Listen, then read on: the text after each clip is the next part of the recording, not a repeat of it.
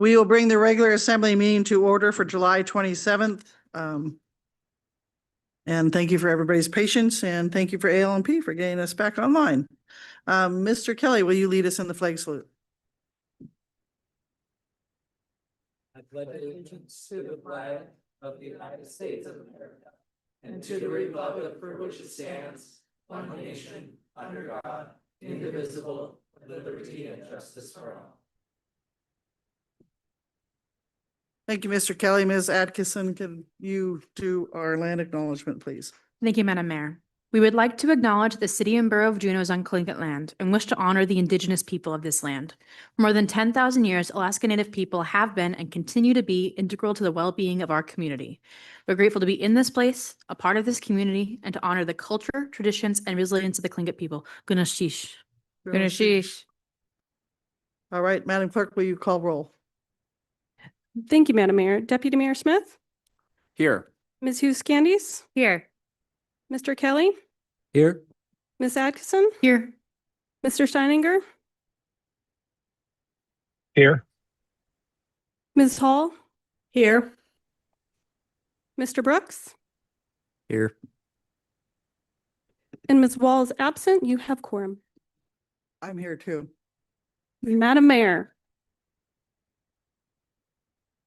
All right, with that, we have a proclamation. So could we please have the Coast Guard personnel come up?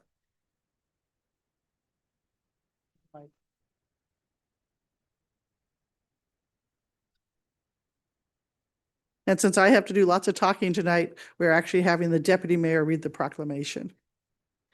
Apologize for that. A proclamation. Whereas since its founding on August 4th, 1790, the United States Coast Guard has steadfastly served our nation with honor, respect, and devotion to duty, safeguarding our shores, protecting maritime commerce, conducting life-saving operations, and defending our national interests at home and abroad. And whereas August 16th to 21st, 2026 marks the U.S. Coast Guard Arctic District's annual buoy tender roundup, a week-long event in Juneau offering 7 Coast Guard cutters from Alaska, Washington, and Oregon, an opportunity to receive specialized training, provide discussions to enhance operations, and test their seamanship skills. And whereas the Juneau business community, departments of the City and Borough of Juneau, the United States Navy League Juneau Council, the Juneau Yacht Club, the American Legion Post 25, and the Veterans for Foreign Wars Post 5559 celebrate the 260 officers and crew attending the buoy tender roundup and an anticipated visit by CGC Storis in November by offering thanks and appreciation. And whereas the Juneau maritime community is grateful for the security, enforcement, and emergency response from the Coast Guardsmen who maintain aids to navigation, conduct search and rescue, law enforcement missions, and assist in containing and recovering oil spills throughout the great state of Alaska. And whereas Juneau has demonstrated its ability and commitment to support the Coast Guard, and in particular has been proud to have served as the home port for the buoy tender U.S. Coast Guard Cutter Plaintree, U.S. Coast Guard Cutter Storis, U.S. Coast Guard Cutter Cape Carter, U.S. Coast Guard Cutter Liberty, and now the U.S. Coast Guard Cutter Reef Shark. And whereas our community is committed to ensuring the newly commissioned Storis will be as welcomed to her new Juneau home port as was her Storis predecessor, the Galloping Ghost of the Alaskan coast. Now, therefore, the City and Borough of Juneau, which is a officially designated Coast Guard city, do hereby proclaim August 2026 as U.S. Coast Guard Appreciation Month. We urge all citizens to join in recognizing the dedicated service and enduring legacy of the U.S. Coast Guard, to participate in events and educational activities that highlight the Coast Guard's contributions, and to show support and appreciation for those who wear the uniform and uphold the proud traditions of this exceptional branch of the armed forces.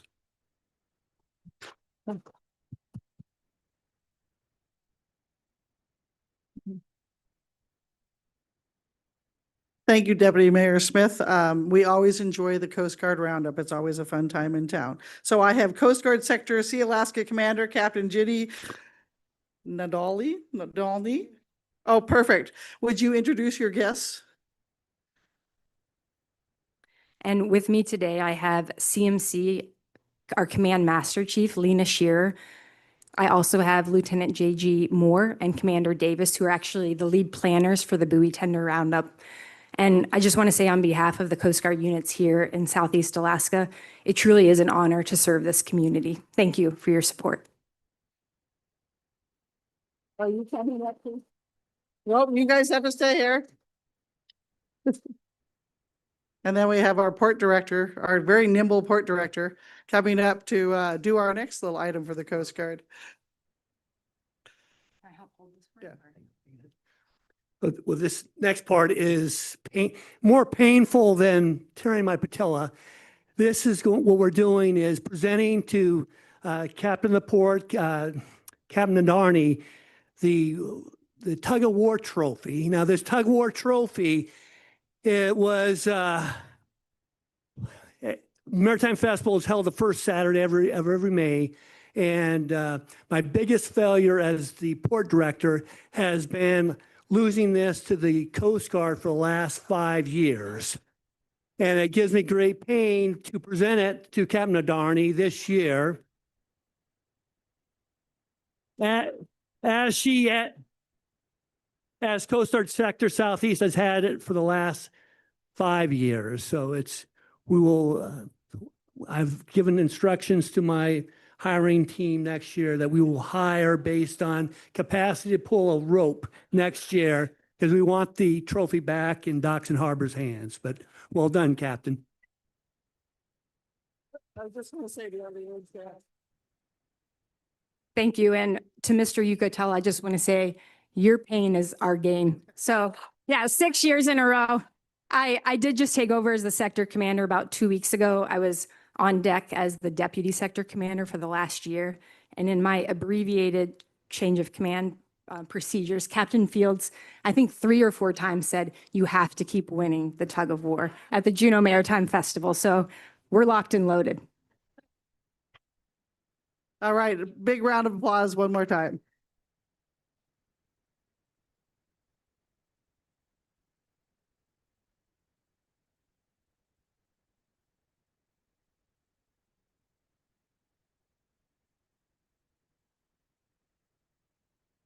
Our other order of business, Mr. Yucatel, you might as well just come back up here. So as everybody knows, the country celebrate our 250th anniversary birthday celebration. And we had our fireworks, even though they were a day late, but that's not because of the fireworks crew, that's because of the weather. So now we're going to take this time to honor the Juneau fireworks crew. So Sigrid Dahlberg and any of the members of the Juneau fireworks crew that is here, please come on up.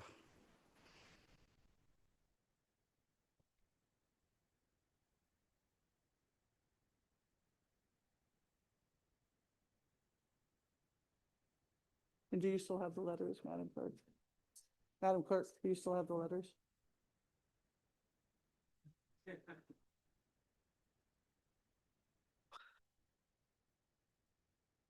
So these folks have given us quite a show for many, many years, and we truly appreciate that, and quite spectacular for the 250th birthday celebration. We do have letters somewhere in appreciation for every member of the Juneau fireworks crew.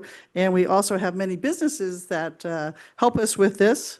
And so we want to just read the list off, and we have plaques for those people if they are here. So Egg Pro, Eagle Raven Global, DiePack, Bloom Services, True Connor Construction, Pyramid Abatement, Dahlberg Design, we have one of those here, Breeze Inn, AML, NAO, Amec Towing, Spice Juneau, and A1 Hearth and Stone. So thank you for all those businesses that have supported the fireworks throughout the years. We couldn't do it without you. And Mr. Port Director, you wanted to say a couple things. Thank you, Mayor. So just as Juneau being a livable city, we all know that 4th of July is the biggest homecoming event. It is the biggest draw that brings people back. And part of that is what the Juneau fireworks crew does. Literally, they spend hundreds of hours every year, and just take the opportunity on this 250th anniversary to recognize the hard work of the Juneau fireworks crew. Tens of thousands of hours over the past decades in putting on a spectacular show, all volunteers. And so we just wanted to take the opportunity to, could I just read the plaque? Sigrid, thank you. For all the businesses that have provided resources over the year. It basically says on behalf of the city and borough of Juneau, in grateful recognition of your years of volunteer service to the Juneau fireworks crew, the city and borough of Juneau, thank you for lighting up our skies on this 250th anniversary of our country's founding, July 4th, 2026. So it's really been they're just a wonderful volunteer group that really brings so much to the community.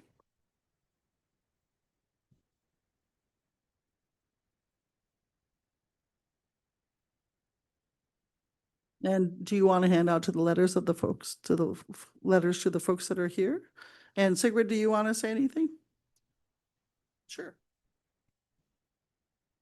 I'll keep it really brief. We work really hard to do a really professional job and keep our fireworks safe. We're dealing with a lot of large explosives, and it's very exciting and fun when it's all going off, but it is tons of regulatory work and physical labor in the background. So the 25-minute show that you see is like 2,500 hours of work in the making. So, but we can't do it if we don't have an audience. So thank you for making us want to do the fireworks.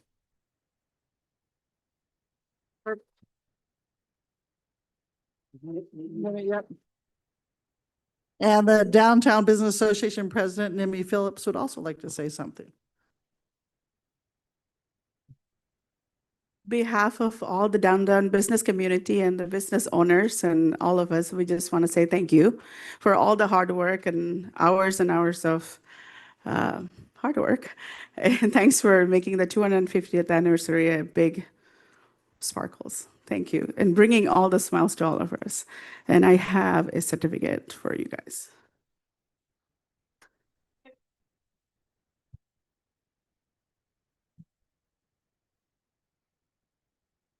All right, anything else?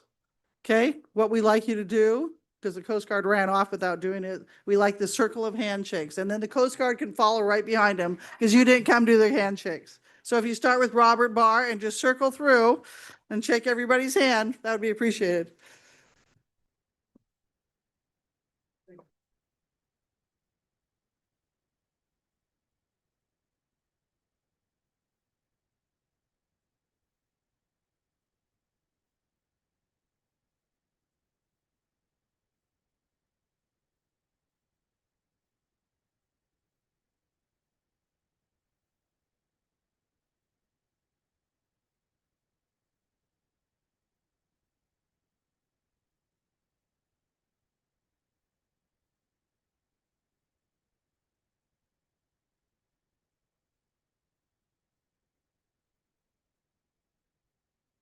And especially thank you for our port director for setting that all up. So appreciate him all the time. So with that, it goes to approval of minutes. Mr. Kelly. I move that we approve the minutes for the 2026 June 24th and the June 8th, 2026 regular assembly meeting minutes. Is there any objection? See none, those minutes are approved. Next, we have manager request for agenda changes. Thank you, Madam Mayor. I would like to add under staff reports, a verbal update on flood preparedness. All right, thank you for that. I'm glad that you're confident that we'll get that far. I was going to warn the public that we might not get through our whole meeting today, but we'll sure try. So with that, we'll go to public participation on non-agenda items. Normally go to Zoom, but we're going to go to in the room first because it is hot in here and people have sat for a long time waiting for their turn. So with that, we'll start with Deb Craig, then Carol Bookless, and then Mr. Metcalf, I think. So Deb Craig. Thank you. Hi, I'm Deborah Craig, Chair of the Juneau Commission on Aging, whose role is to advise the Assembly. And Commissioners Ms. Craig, can I stop for 2 seconds? You have 2 minutes. Apologize. Thank you. Yeah. And I'm timed for 2 Yeah, minutes, so thanks. Commissioners recently voted in favor of my testifying about transportation issues of concern. Last year, CBJ chose a new provider for Capital Access, the transportation system serving ADA-eligible seniors and persons with disabilities. The new provider has struggled to provide services as required in the contract for 9 months. Issues include challenges to make reservations for service, failure to pick up and deliver as arranged, difficulty with door-to-door service requirements, and most importantly, a lack of basic understanding of the service population, people with cognitive and physical disabilities. I learned of these issues last December when the JCOA hosted Pioneer Home residents to attend the symphony. I personally called Capital Access 25 times to make travel arrangements. The contractor lacked multiple phone lines and voicemail as required in your contract. Last week, my 96-year-old neighbor arranged a drop-off and pickup at Foodland. When Capital Access no-showed for the pickup, she called. They'd mistakenly made the pickup reservation for her grocery trip for the following day. Search has implemented a transportation shuttle because Capital Access failed repeatedly to get clients to medical appointments.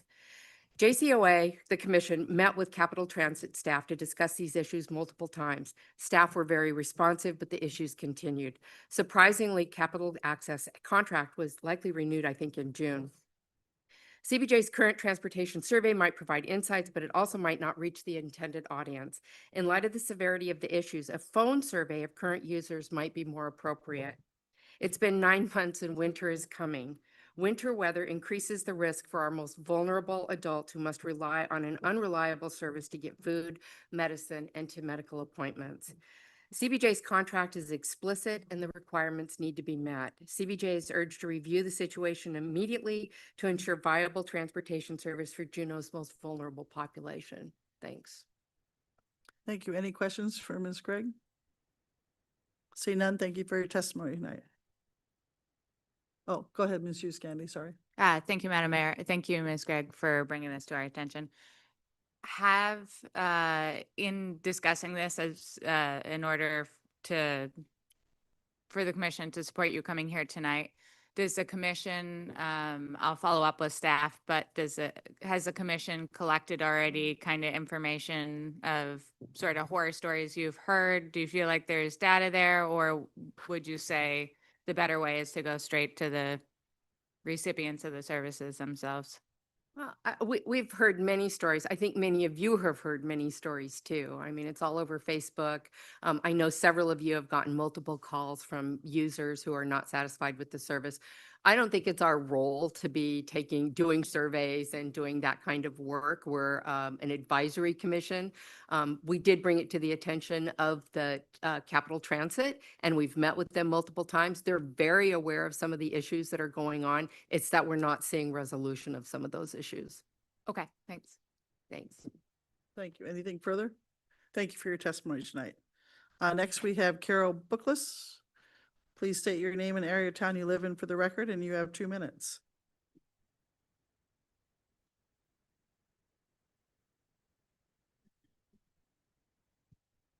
Carol Bookless, I live in Douglas. I come today to talk about options. I'm not seeing a lot of options available. The city kind of gets their idea and they go with it. So the other day I passed City Hall as some tourists, one after another, took selfies next to the City Hall sign. I told them that they might be some of the last tourists to get those images because the City Hall is moving. They were surprised and asked why City Hall is moving. It's just too mind-boggling for me to try to explain. And now CBJ is considering selling the 2.5 million City Hall property for $1.5 million. Another land deal is leasing out land near Home Depot for an affordable housing scheme. At Telephone Hill, the plan is to give away the land to the developer. There's no consistency. When I read the background on these land deals, there's no explanation. CBJ needs to be transparent and consistent. I personally support holding on to very limited downtown land. Another item on the agenda is money for wastewater treatment. Why are we flushing money down the toilet? 70% of the countries in the world, including parts of the US, do not put toilet paper in the toilet. Part of the reason wastewater here is so expensive is that toilet paper in wastewater is dried into mats and then shipped off somewhere. It costs a lot. Do we need to do that? I don't think so. There are other solutions. Another wasteful idea is demolishing Telephone Hill. Using data from websites, just the dump fee alone is going to be $500,000. There is Now I hear that the new thing for the GLOF is to sink pilings next to the HESCO barriers to keep them in place, the temporary barriers with pilings. Juneau is not the only place with GLOFs. One of the cheapest solutions to deal with GLOFs is to siphon or pump out the water. We have the technology. The siphon concept is being tried in the Himalayas for GLOFs, but the U.S. has been using siphons for spillways and levees for decades. An election is coming up. Whoa, that's the loudest I've heard that. I just wanted you guys to think of as many options for things as you can. Thanks. Thank you. Any questions for Ms. Bookless? Seeing none, thank you for your testimony tonight. Next, we have KJ Metcalf.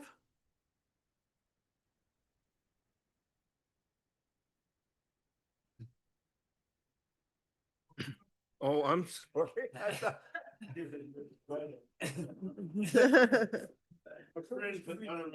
Yeah. Yeah. Please state your name and area of town. you My live name in. is KJ Metcalf. I'm speaking, I live in North Douglas, and I'm speaking tonight for the Veterans for Peace, Chapter 100 Juneau. And at the 4th of July parade, I was prevented from carrying a sign in the parade. I was stopped as the parade started to come out of the staging area. And I felt ashamed. I felt that my sign was not hate speech. It was protected speech. It said wars, immoral, illegal. And then there was an image of money flowing down a golden toilet. And I was inspired by a speech by President Trump where he said, we cannot provide money for Medicare, Medicaid, and child care. I have a war to fight. And the golden toilet in that case was all of the people who are enriched when we go to war. So my story is that in 1956, I was in a field artillery battalion in southern Germany, about 45 minutes from the Austrian border. When Hungary revolted, we were called to go in and help them. A little-known fact. We had said and promised if they revolted against their communist overlords that we would come to help them. We were called. And they said, well, if you step into a neutral country, Austria, which is what we had to do to get to Hungary, we will nuke you. So I've come out of that with the fact that I'm dedicated my life for justice, for no wars, and for the abolition of nuclear weapons. I was denied that. All right. Thank you for your service to start with. And any questions for Mr. Metcalf? Mr. Smith? Thank you, Madam Mayor. Yes, we have a question for you. Thank you, Mr. Metcalf, for bringing this to us, but I wanted to check. It's my understanding that the organization that operates the parade is a nonprofit and therefore can, I think, set their own rules. But anyway, if you know more about, Well, I think those Doug efforts. Mertz will talk and he can clear Okay. that up, but there's no doubt in my mind that CBJ is an integral part. The evidence shows it, the history shows it, and Okay. that's. Yeah. to be You have one followed. more question, Ms. Hall. Yes, Mr. Metcalf, what would you see as a reasonable resolution to this dilemma? Oh, I believe that since, and I'm assuming that there's no doubt that the CBJ is an integral part of the parade and therefore the policy and the how the parade is managed. I think that there needs to be a committee formed that can deal with this issue and any other issue. And it's it is a big deal. It really is a big deal. And a lot of people, I was personally infringed upon, but there were so many other people who felt that there was no sense in being in the parade because of that policy. So I think the city has to take the lead with the committee and members of the community. I know Vets for Peace would have something to say. All right, thank you for that. Any further comment? Thank you for your testimony. So next we have Doug Mertz, then Craig Wilson.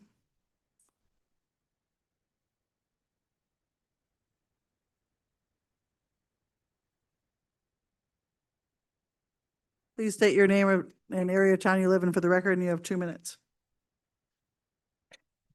My name is Douglas Mertz. I'm from North Douglas. I'm a retired civil rights attorney. I'm probably the most experienced civil rights attorney in Juneau. And I was dumbfounded to learn that KJ had been basically kicked out of the 4th of July parade by the organizers simply because he had a banner advocating peace. And this on public streets by a group authorized by the borough, insured for liability by the borough, and backed by, in his case, backed by the use of the police department to enforce what they wanted to do. I have here, by the way, a copy of the resolution way back from 2004, authorizing the creation of that committee, empowering it and ensuring it at public expense. I was even more dumbfounded to learn that the borough agreed with this action based on what I think is a very poorly thought out attorney opinion that ignores the fact that relies on a U.S. Supreme Court decision, ignoring the fact that the state Supreme Court has said repeatedly that it will protect the rights of Alaskans to a greater degree than the U.S. Supreme Court when they believe it is necessary. And the fact that the U.S. Supreme Court case called Hurley is in fact not apt, was grossly misapplied in that opinion, because in fact, unlike in Hurley, where the parade organizers had a particular viewpoint that would have been frustrated by allowing another group to go and present an opposing view, to our knowledge, nobody here wants to promote war. Could you wrap it up? Your time is done. Exactly what I was about to say. To wrap it up, I think we need 3 things. First, an apology to KJ. Second, creation of a task force or committee to re-examine the rules and procedures and to work out what can be and can't be done. And finally, I want to remind you that when you are delegated the right to interfere with delegating the right to interfere with a citizen's civil rights, there's tremendous potential liability. So it's best to run that issue by an experienced attorney, experienced in that field, and not leave it to a generalist like the city attorney. We can all turn this all around to the benefit of the public, and we urge you to try that. Thank you. Any questions for Mr. Mertz? Seeing none, thank you for your testimony tonight. Oh, wait, did I miss one? Sorry, Mr. Brooks. Thank you, Madam Mayor, and thank you, Mr. Mertz, for being here. I'm just curious, in your opinion, is it that the organization doesn't have the right to make a policy like that, or that even if they did make it, it shouldn't be enforced? They have the right to make all kinds of policies as long as they don't infringe on people's constitutional rights. That's why you really do need to consult people who know what the law is and know what they're doing and know all the facts. And that's where the rock is hitting the hard place here. Thank you. All right, thank you. Seeing no further questions, thank you for your testimony. Next, we have Craig Wilson and then Yvette Soutier.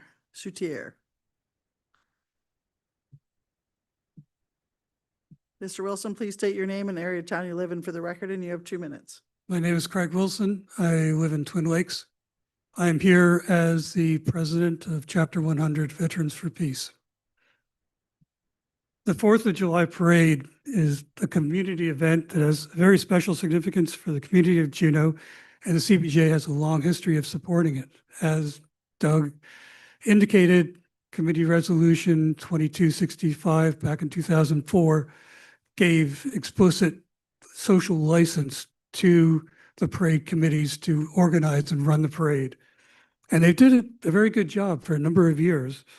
It's a lot of work. I don't degrade that at all. But they lost that social license this year. They did two things. One, they arbitrarily changed both the focus of the parade and also changed some rules of the parade without engaging either CBJ or the community at large. They made a decision that the parade's purpose was to provide a fun, family-oriented experience over the actual celebration of the Declaration of Independence, and added an ambiguous subjective rule that they also refused to provide any objective clarification of how it would be enforced. This resulted, as you heard, in one of our members being ejected from the parade. I see it as the Assembly's responsibility to restore the social license.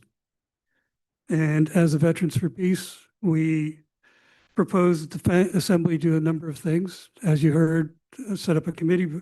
We propose the Assembly formally restate Resolution 2265, adding to it that the 4th of July Parade is a community event of special significance to the city and borough of Juneau, and that the ideas presented in the Declaration of Independence are worthy of observance through parades and other means of celebration.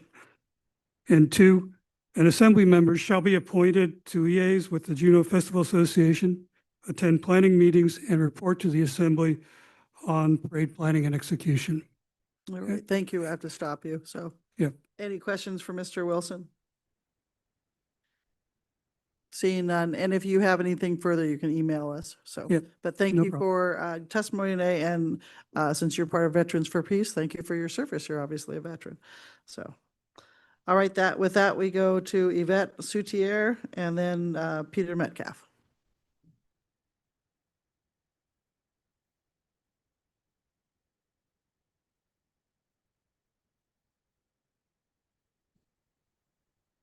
Hi, I'm Yvette Soutier, and I'm at Star Hill in downtown. And I emailed you before, so hopefully everybody did their homework.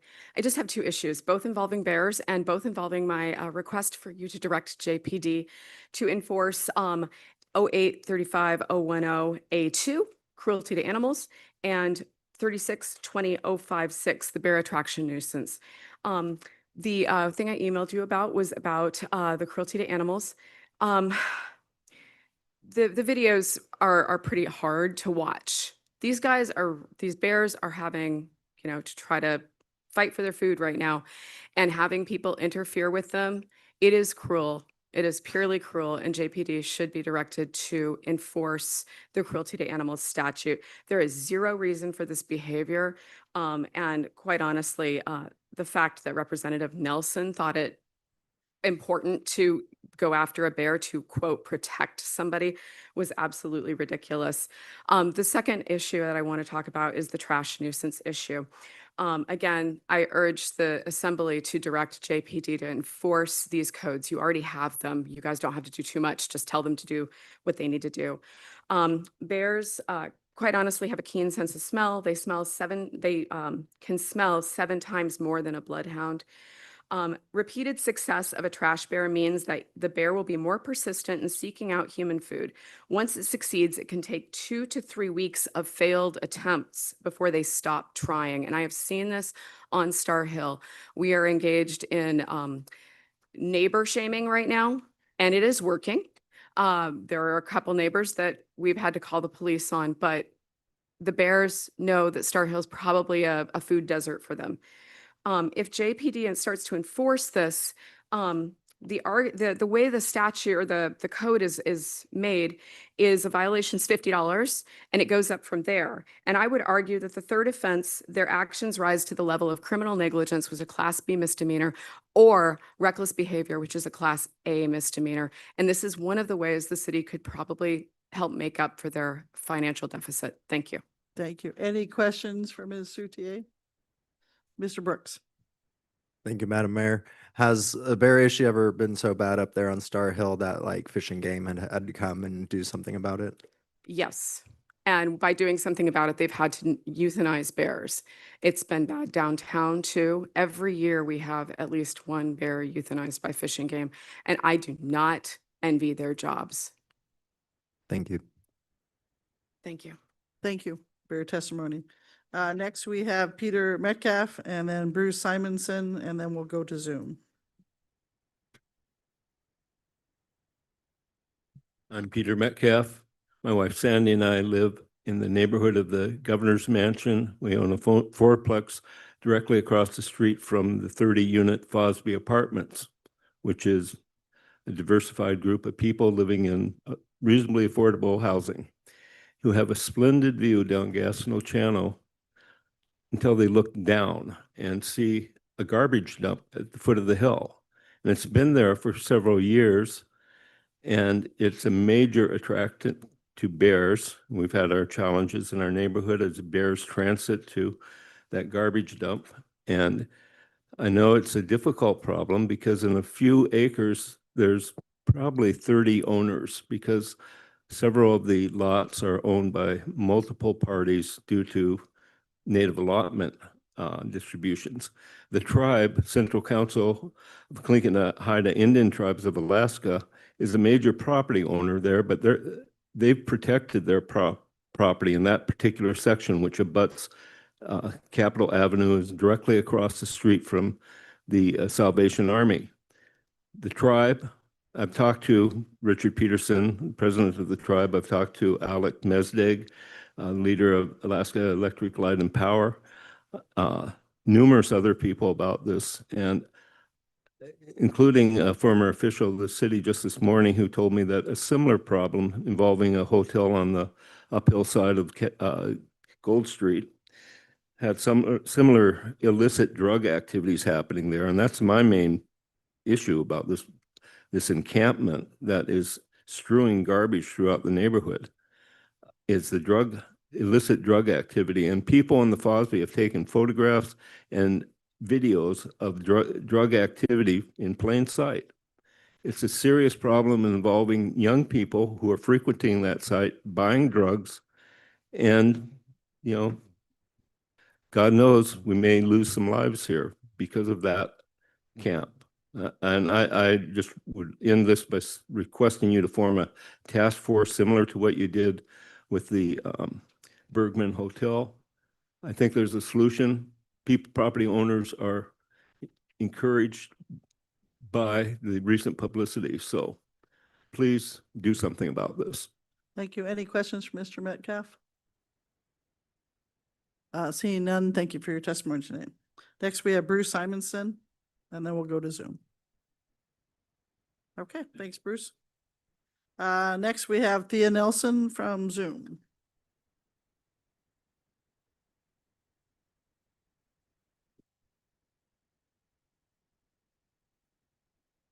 Please. Mr. Allen, is she still there? Okay. Next, we have Joshua Adams.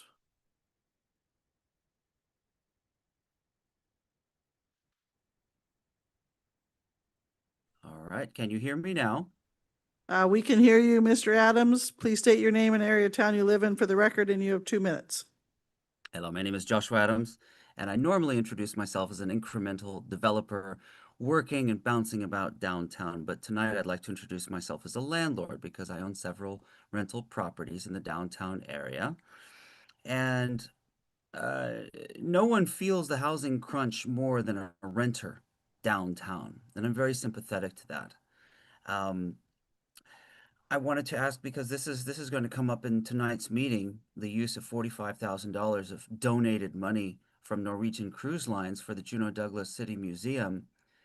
are you guys aware of the fact that in 2019, you made $165,000 just off the rent from Telephone Hill? That's money that we're not getting as of February. And it seems to me that if you cleaned up some of those units, that was out of 9 units. If you cleaned up some of those units, you could probably rent more than 9 units and you could raise the rent and get closer to $200,000. Well, you're only $231,000 shy of fully funding the Juneau Douglas City Museum. And that museum makes, what is it, $71,000 a year when it's fully funded? So you get a lot of that money back. And it's a death spiral if you don't fund the Juneau Douglas City Museum, because how are you going to find the director? Again, it's going to cost you a lot more to get it going again than it was to shut it down. We learned this from the pandemic. It's easier to shut things down than it is to get them going again. But we could fully fund the Juneau Douglas City Museum with the rent from the homes that we still have on Telephone Hill. It wouldn't take much. And the housing, the demand for housing is such that you could rent almost anything under reasonable conditions in downtown Juneau. I assure you, I know this because this is what I do. Mr. Adams, your time is up. Yeah. Anyway, thank you. That's all I have to say. All right, thank you for your testimony. Any questions for Mr. Adams? Seeing none, thank you for your testimony.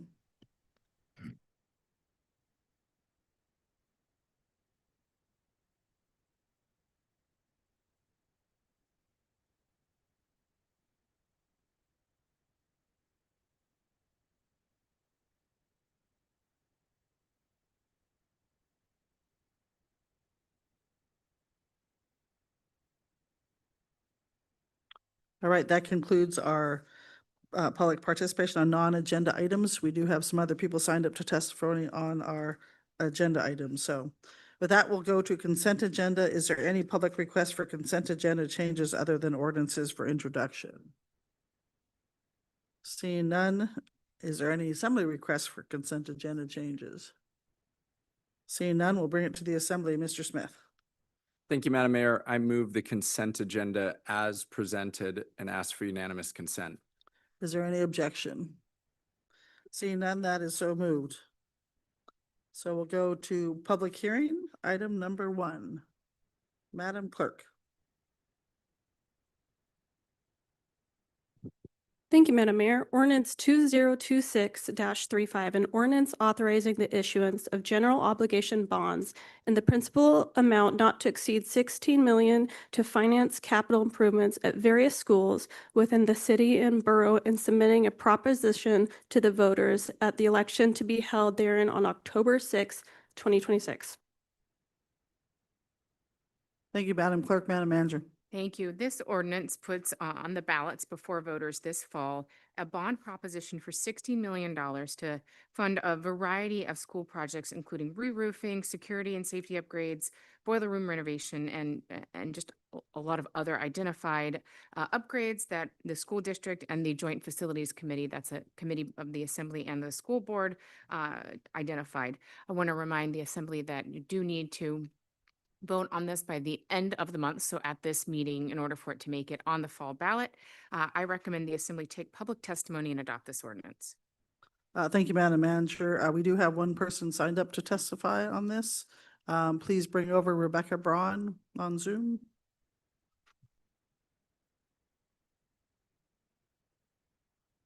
Ms. Braun, please state your name and area of town you live in for the record, and you have 2 minutes. Hi, thank you. Can you hear me okay? Yes, we can. Thanks. This is Rebecca Braun, and thanks for the opportunity to testify. I'm here tonight to encourage you to delay putting bonds on the ballot. This spring, I helped gather signatures for a voter initiative to return the mill rate cap to 12 mills. And as you all know, in October, voters will also decide on a seasonal 1% sales tax and a 3% temporary sales tax that's a core component of the city's revenue. I'm part of a group of Juneau residents that plans to urge the community to support all 3 measures. And as a passionate school funding advocate, I'm motivated in no small part by my desire to continue to see Juneau fund education to the cap. I'm concerned that adding bonds to the October ballot might just be too much for people to swallow at one time. We have a huge lift to get these 3 ballot initiatives passed, and they're critical to our ability to provide the services the community wants. I think that if we have to prioritize, and I believe we do, we should prioritize the initiatives that are already on the ballot and that will help stabilize the foundation of our revenue stream for the long term. While I appreciate the need to maintain and improve our schools and infrastructure, I think it's too risky to add bonds to this year's ballot and respectfully ask you to consider postponing the bond measures. Thanks. Thank you. Any questions for Ms. Braun? Seeing none, thank you for your testimony. With that, we'll go back to the assembly. Ms. Hughes-Candies. Thank you, Madam Mayor. I move that the Assembly adopt ordinance 2026-35, and I ask for unanimous consent. Is there any objection? All right, I see Ms. Hall first. Yeah, thank you. And I object for the very reasons that Ms. Braun states that, you know, I'm a very strong supporter of maintaining our facilities and of our schools. And as much as I hate to kick this can down the road, I think that it is far more important that we stabilize our revenue. So for that reason, I'm objecting. All right, then I saw Mr. Smith. Thank you, Madam Mayor. This is a tough one for me. We know our school facilities need improvements, but we also know the state of the city's finances. You know, I had thought of different ways to potentially try to get some funds for the school district, but I worry that if we do something smaller, then we're potentially, you know, shortchanging the schools and our students for years because people say, oh, we just did a school bond. So I actually will make a motion because I don't want the message to be no. I want the message to be just not right now. So I will move that we refer this ordinance to the Assembly Finance Committee for consideration during the FY28 budget process. So that's an amendment to the motion. Thank you. So we have an amendment now. Ms. Atkinson, do you want to speak or do we want to wait till the amendment's done? So is there any objection to the amendment? Ms. Hughes-Candies. Thank you, Madam Mayor. I'll speak in opposition to the amendment because I had planned to speak in support of putting these on the ballot this year. I understand, I think, the logic of, or rather the concern about putting bonds on the ballot this year where we know that there will already be other things on the ballot. But I'm going to ask that we set that aside for a second and think through what our job is as Assembly members and what our duty is to our schools. The last time that we bonded for our schools to make major capital improvements was 2020.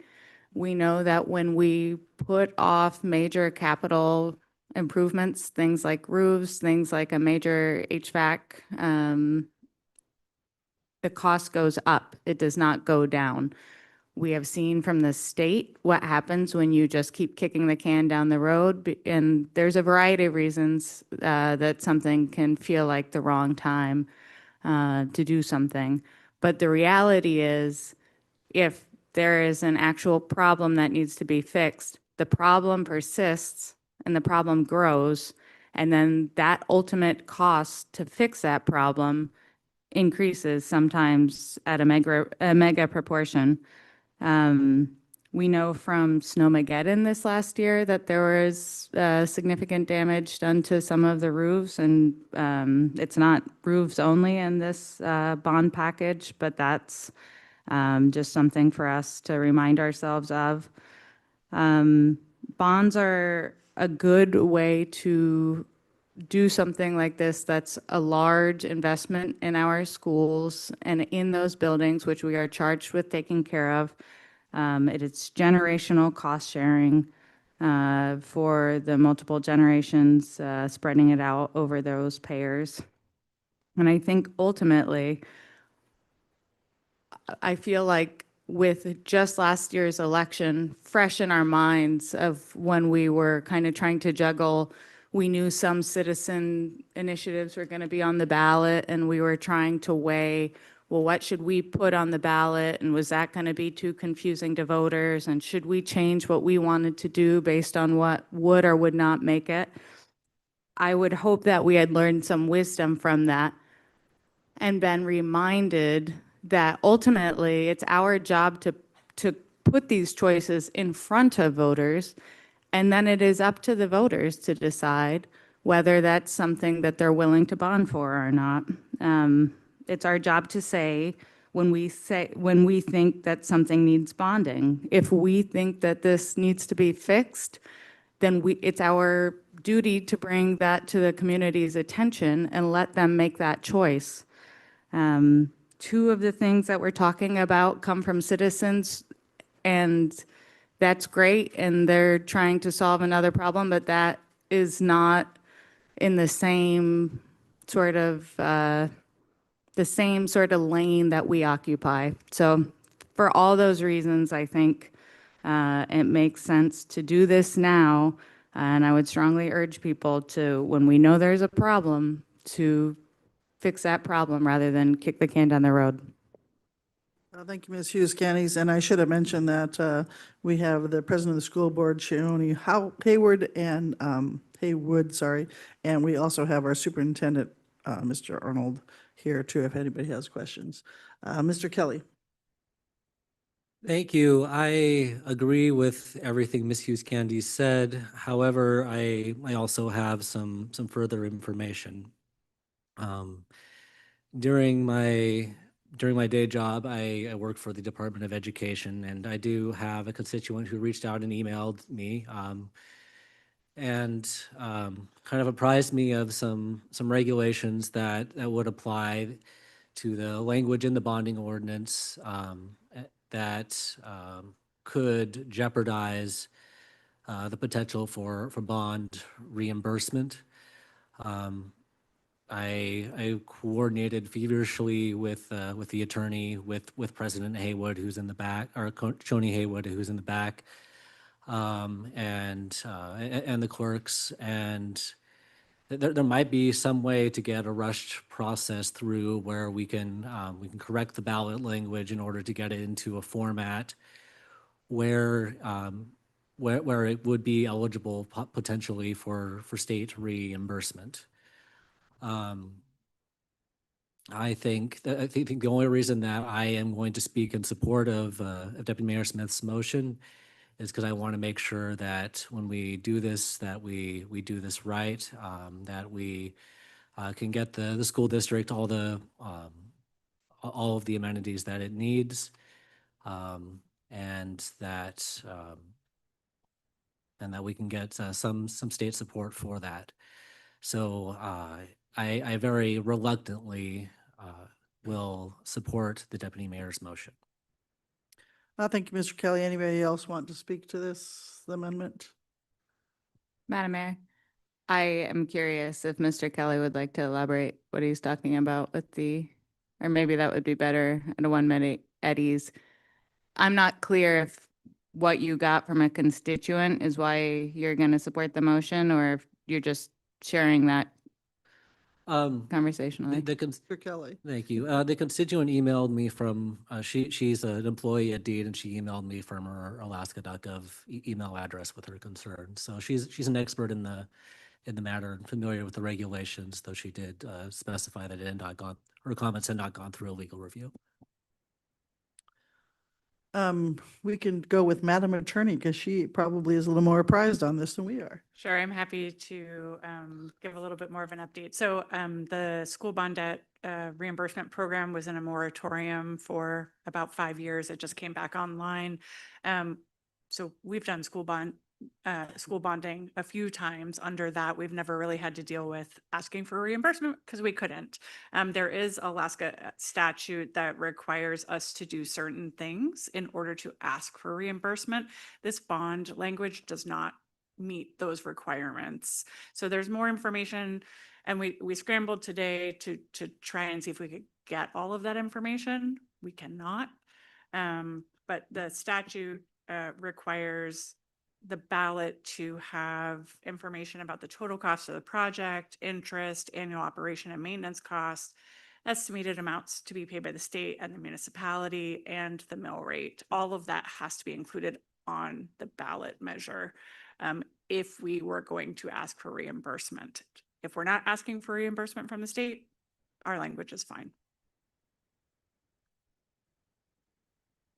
Mr. Kelly, this is your third time talking, so make it pretty brief. Okay, this is just a question for the attorney. And then is there also an added requirement, the process requirement that the Board of Education would also have to approve those changes, and we'd have to put it on the ballot before Friday?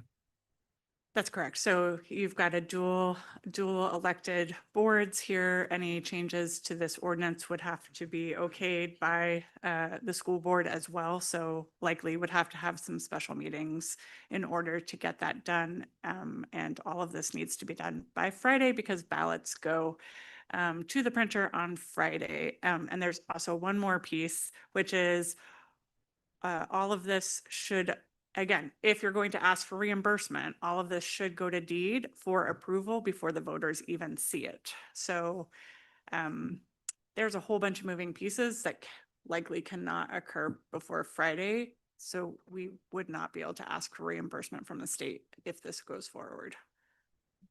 All right, thank you, Madam Attorney. Ms. Hughes Candies. 2-minute Eddies. Certainly, 2 minutes.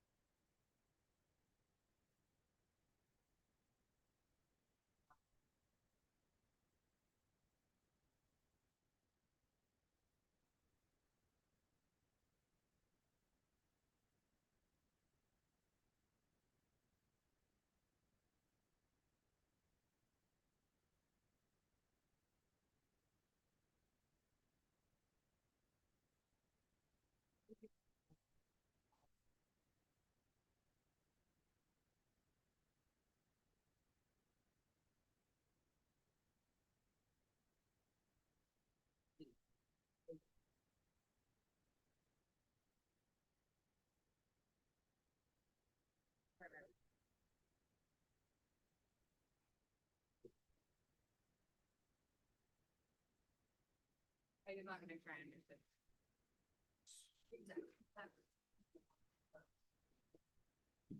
Sorry.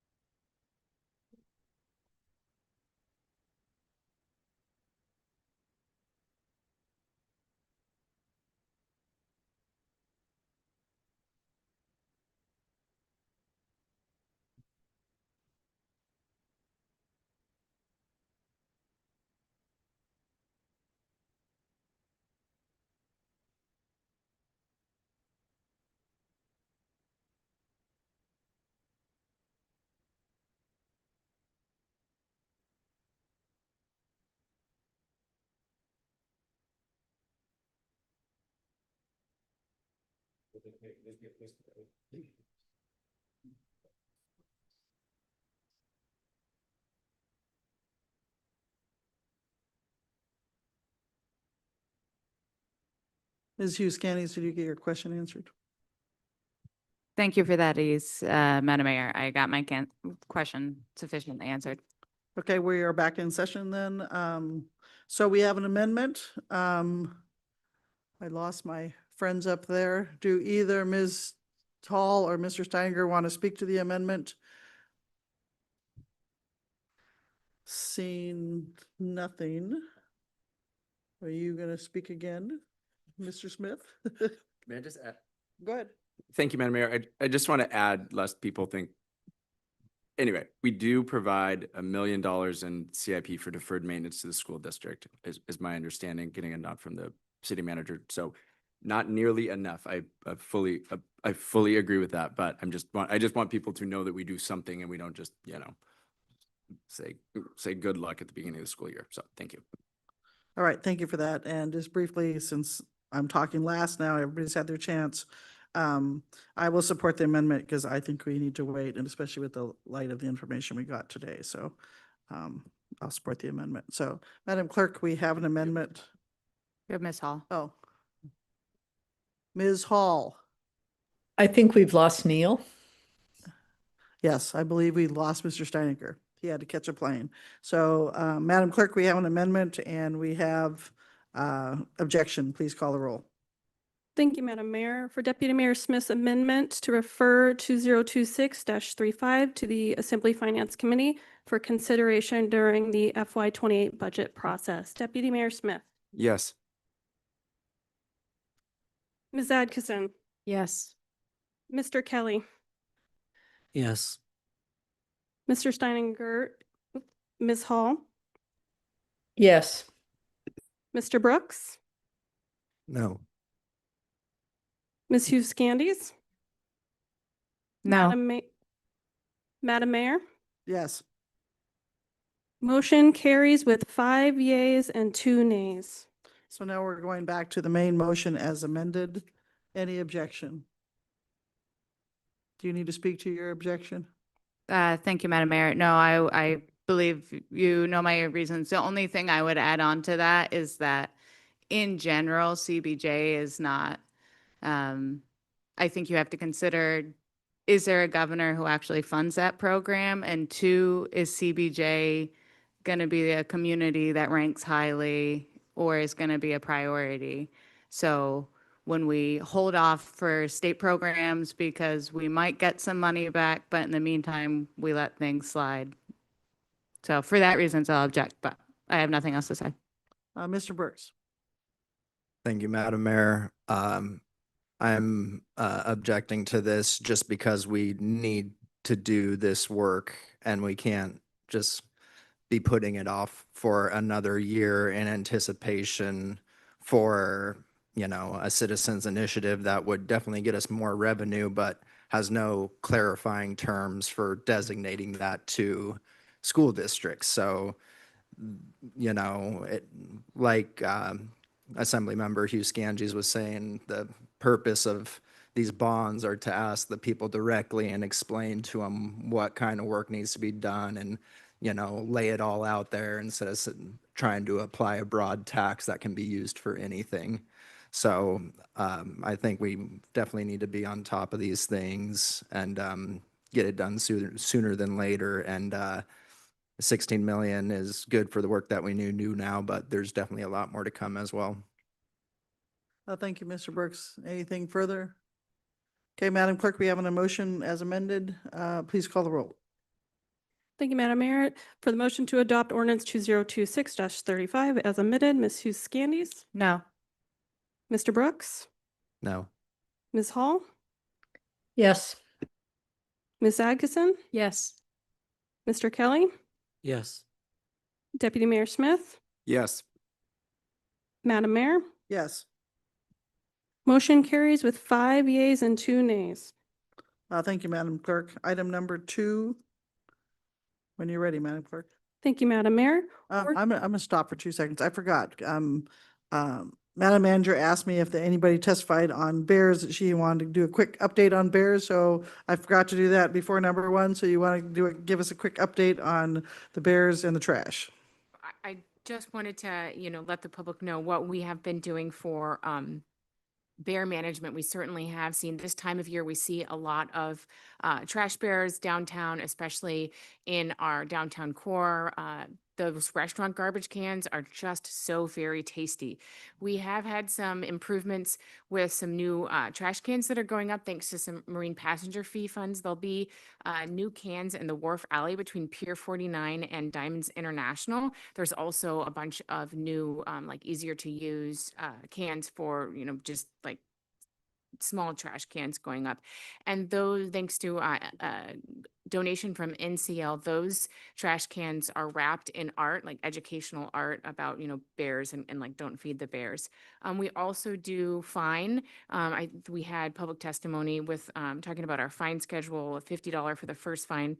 We do it as much as we can, but we rely on the public to help us know when a bear's gotten into trash. So please do call the non-emergency JPD line or CDD. Both of those departments do bear enforcement when you see a nuisance bear or when you see kind of trash. We've had a couple hot spots in downtown right now. The Grizz Bar is a hot spot for sure, where we've had multiple violations, and so we're following up with that. There's a lot of things businesses can do. Deckhand Dave's has done a lot of stuff this year to really help with bear nuisance. So businesses should look at their downtown business association colleagues and what works. But generally speaking, Franklin and Front Street are really bad areas. Fish and Game does have a media campaign that they are planning. I'm not sure when that's rolling out, but they are planning on doing some work for that. And let's see, wanted to let you know, we do fine for repeat offenders, but we do try to work with homeowners first. I mean, I don't know if there's one of us in this room who hasn't had that moment where a bear gets into their trash and you see all of your your life strewn about for your neighbors to see. Hopefully that only happens once. But just wanted to let you know, specifically, please, if you see something, say something and call either JPD or CDD. Thank you, Mayor. Thank you, and apologize for that. Item number 2, Madam Clerk. Thank you, Madam Mayor. Ordinance 2026-36. An ordinance authorizing the issuance of general obligation bonds in the principal amount not to exceed $9,400,000 to finance water and wastewater utilities capital improvements within the city and borough, and submitting a proposition to the voters at the election to be held therein on October 6, 2026. Thank you, Madam Clerk. Madam Manager. Thank you. This ordinance would put a bond before the voters in the fall election to fund just shy of $10 million in wastewater capital improvement projects. If you recall, when the Assembly passed water and sewer rate increases, the part of the formula for making sure that we could maintain the minimum level of CIP spend was to bring in $10 million of non-wastewater ratepayer revenue. That can be done through bonds, or that can be done through sales tax. So this bond was proposed to meet those needs. I do think that it would be difficult for the utility to spend that $10 million in the next year because of the level of just projects that we have right now.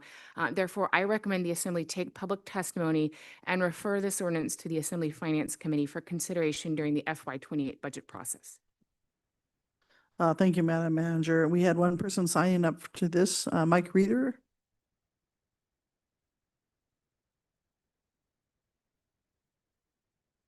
Please state your name and area of town you live in for the record, and you have 2 minutes. Thanks. My name is Mike Reeder. I live out Lena on Glacier Highway.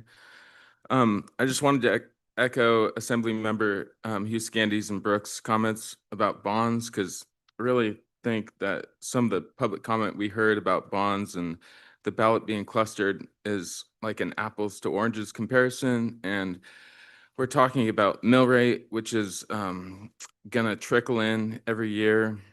And we're talking about bonds, which is an immediate dump of cash, where the project is well-defined and you're not dumping it into some unrestricted fund, because that's how we've seen projects such as the gondola or Telephone Hill just get an immediately injection of cash when there's no public testimony about deciding what's going to be done or deciding the scope of the project. And both of these school board and wastewater bonds have been really well scoped out. I think that reimbursement issue should have come before the assembly earlier. And yeah, it's really a CapEx versus OpEx debate. And just a few months ago, it was decided not to pull money from the Lemon Creek multimodal project and fund the museum. And that's exactly the same debate we're having with bonds and mill rates. And to say that you're going to support CapEx to not support CapEx to OpEx, but OpEx to CapEx through this mill rate increase that's going to be on the ballot. They got the signatures. I think it's your duty to put the bonds before the public and let them decide. Thank you. Any questions for Mr. Reader? Seeing none, thank you for your testimony tonight. With that, we will bring it back to the assembly, and I think we're on Mr. Brooks. Thank you, Madam Mayor. I move ordinance 2026-36 and refer it to Assembly Finance Committee for consideration during the FY28 budget process, and I'll object to that. All right, do you want to speak to your objection? Thank you. For similar reasons on my objection to the first amended ordinance as well. We need to, our wastewater utilities and facilities are in seriously poor shape compared to what they need to be doing to provide the best service for our community. And this is another area where decades of not having proper funding has led us into a circumstance to where multiple things are kind of, failing at the same time. And we really need to get on top of and then go above and beyond and get proactive with what's happening with our wastewater utilities. And that's why I would move to amend this to put it on the ballot for this coming year. Okay, so now we have an amendment, correct? You're making an official amendment? Or I'm looking at the attorney because it's not really an amendment. It's just going against what the director recommended. Madam Attorney. So I just look for clarification from Mr. Brooks as to what you intended to do. Are you intending to amend, or are you just keeping your objection to the original motion? Is it something that can be amended to have it be placed on the ballot? Yes, it can. You can make an amendment. You just need to make an official amendment. I would like to offer an amendment to it. There you go. I move that we amend it to have it be included as a question to the voters on the upcoming ballot. All right, thank you for that. So now we have an amendment. Any objection to the amendment? Mr. Smith? Thank you, Madam Mayor. Again, no disagreement here on that this infrastructure needs investment. We did just do one 2 years ago, and we heard the manager's recommendation, or the manager's recommendation and perspective on ability to execute. Again, this isn't a not now; it's a not right now. So. Did anybody else want to speak to this? Ms. Hughes Candy, I'm going to go to you first because you haven't spoken. Thank you, Madam Mayor. And I'm going to object for purpose of a clarifying question to the manager. I think it's useful thinking in terms of, we just heard from a testifier, the differences between how we get the money and, a bond, you get this chunk in of available capital. So if you could just clarify for me further the amount of capital we have right now, because we know we have a long list of projects at our utility. if we got this money in, could you speak to what our ability would be to spend that or lack of ability to spend it? Madam Manager. Absolutely. So the recommendation comes from the fact that we cannot spend, we don't need this money next fiscal year to spend because we have the bond project that's already been approved and other utility projects that frankly are just taking up all of our staff capacity with our utility engineers. So it's not that we don't need the projects, and it's not that we don't need the spend. If this were approved, we would just work with the finance department to delay issuance of those bonds until we could spend that money. So it's not, it wouldn't have an adverse impact on the projects. We would just plan our capital schedule to be able to issue those bonds when we need that money.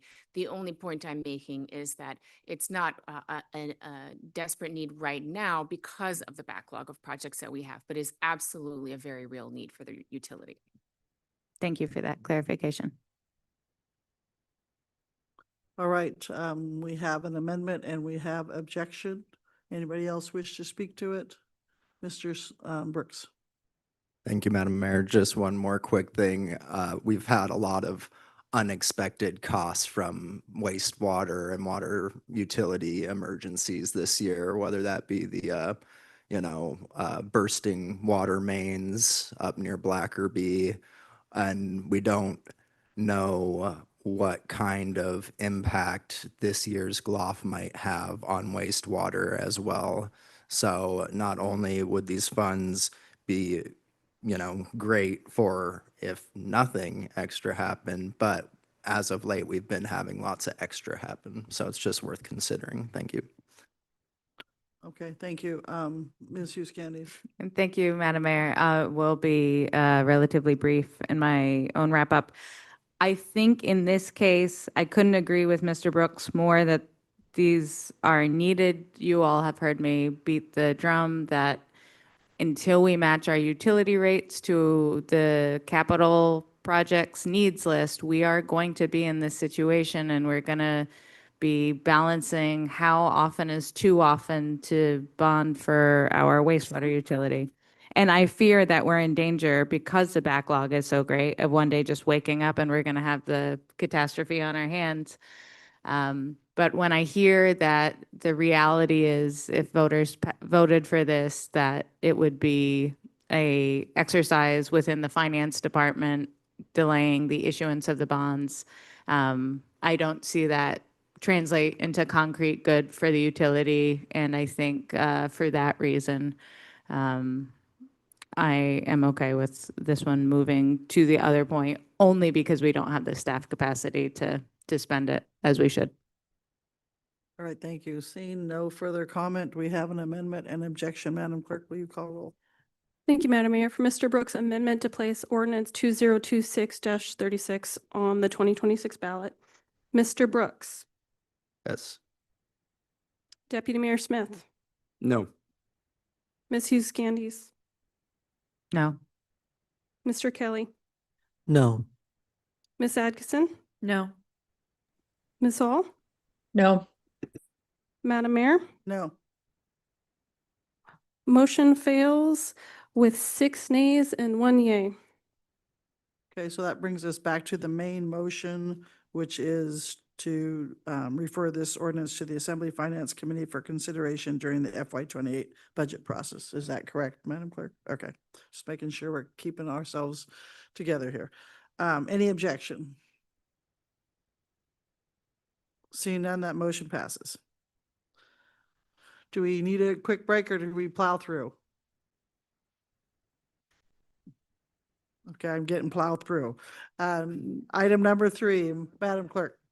Thank you, Madam Mayor. Ordinance 2026-13, an ordinance providing for the levy and collection of a temporary 3% area-wide sales tax on the price of all taxable sales of goods and services delivered within the city and borough of Juneau to be in effect 5 years from July 1, 2027 through July 1, 2032, and calling for an election on where there such sales tax shall be levied.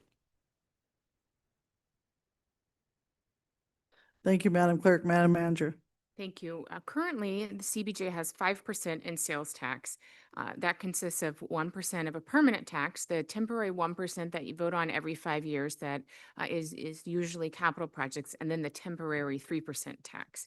The temporary 3% tax is used to fund really the bread and butter of city services.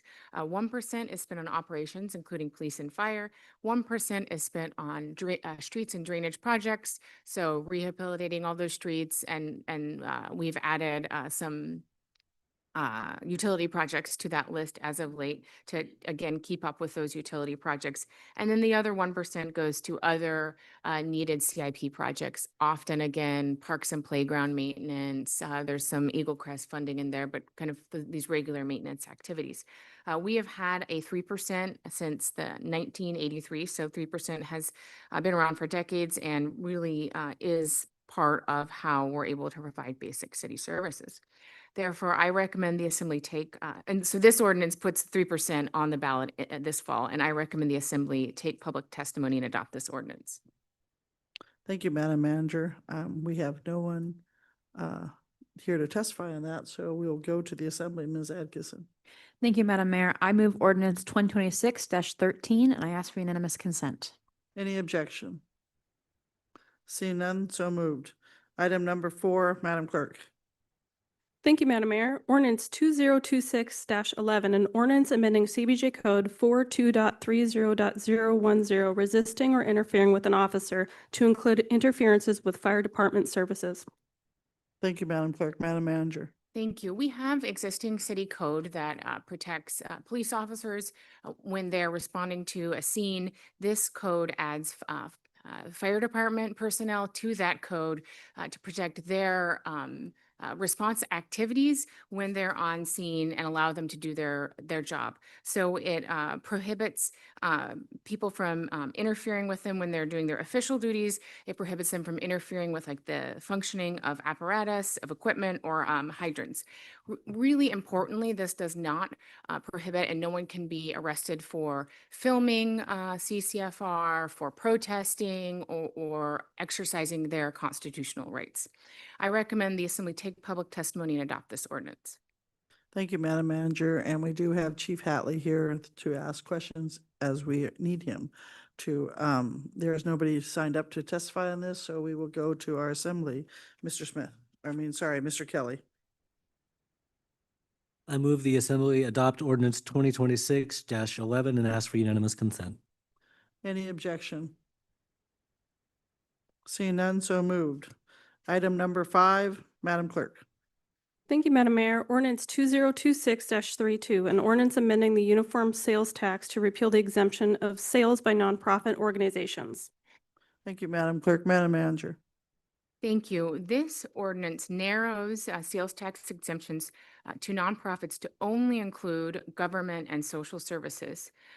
Law does have a recommended amendment that's in your packet that you should take up for consideration. I recommend the Assembly take public testimony, amend, and adopt this ordinance. Thank you, Madam Manager.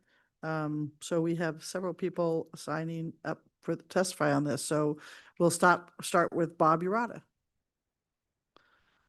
First of all, thank you all for your patience. I know you've waited a long time to testify. You have please state your name and area of town you live in for the record, and you have 2 minutes. I'm Bob Urata, and I live in Juneau, by the lake. I've been here and practiced as a family physician since 1984, working at Search and Valley Medical. I retired in 2020.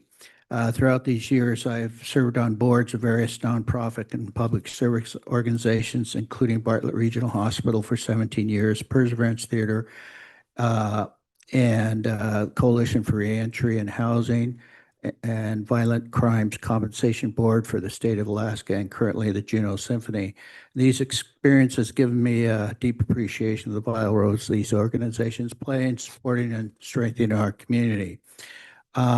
And I'd like to request that you consider alternatives and do not take charitable donated money away from these community nonprofits. I urge you to consider exemptions for smaller nonprofits, so organizations with limited staffs and budget do not get disproportionately burdened. If the city decides to move forward taxing nonprofit sales, I request that you consider a threshold of maybe $1 million in annual earned revenues before the collection requirements apply. This would be consistent with the city's existing recognition that smaller nonprofits should not bear the disproportionate administrative burdens. It also protects community organization that depends on volunteers while focusing compliance requirements on organizations with staff and financial capacity to manage them. The issue isn't whether large nonprofits should contribute. The issue is whether the administrative burden is proportional to an organizational size and capacity. How many of these 263 recognized nonprofit organizations in our community have sale? Thank you. Thank you. Standby one. Any questions for Dr. Urata? Seeing none, thank you for your testimony tonight.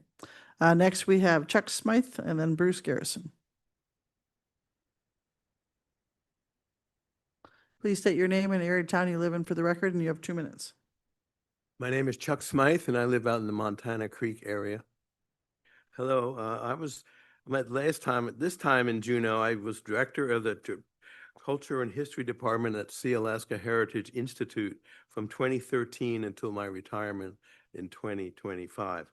I served for 7 years on the CBJ Historic Resources Advisory Committee and another CBJ committee that developed signage about the history of Juneau placed around downtown. I also sang in concerts organized by the community band, attended concerts by several nonprofit music groups in town, and made contributions to numerous groups such as the high school dance team, Little League basketball teams, and on, sent by kids sent to our house asking for donations. I'm going to speak briefly against taking an action on the nonprofit sales tax ordinance at this time and ask that it be tabled for further consideration. The 263 nonprofit organizations listed by the CBJ Sales Tax Office will be adversely affected by this ordinance. Collectively, these organizations make Juneau a good place to live and help to attract people of all ages to live here. For example, Juneau is known for its robust arts community, and that quality attracts younger people especially to live here. It used to be the case that older people left town upon retirement, but that trend has been reversed due in part to the benefits accruing to Juneau from the multitude of nonprofits that make Juneau a good place to live for individuals and families. There are many examples, but I will mention Mudrooms. Mudrooms is an evening of presentations in which people from the community are invited to share their stories about certain topics and experiences with an audience. Mudrooms makes contributions from proceeds of the event after expenses, paying its earnings to Juneau nonprofit to benefit Juneau nonprofits and community organizations. This is an example of the value of one nonprofit contributing to the quality of life in Juneau. I have to stop you, Mr. Smythe. I'm sorry, your time is up. Oh. That was what the buzzer was for. If you can give us a wrap up, that would be great. If you can't, then we'll stop you. I encourage this group to table this draft ordinance until a wider discussion of the benefits of the collectivity of Juneau's nonprofits can take place and the purpose and value of their federal tax exempt status be more fully considered at the local level. Thank you. Any questions? Seeing none, thank you for your testimony tonight. So next we have Bruce Garrison and then Charlotte Truitt.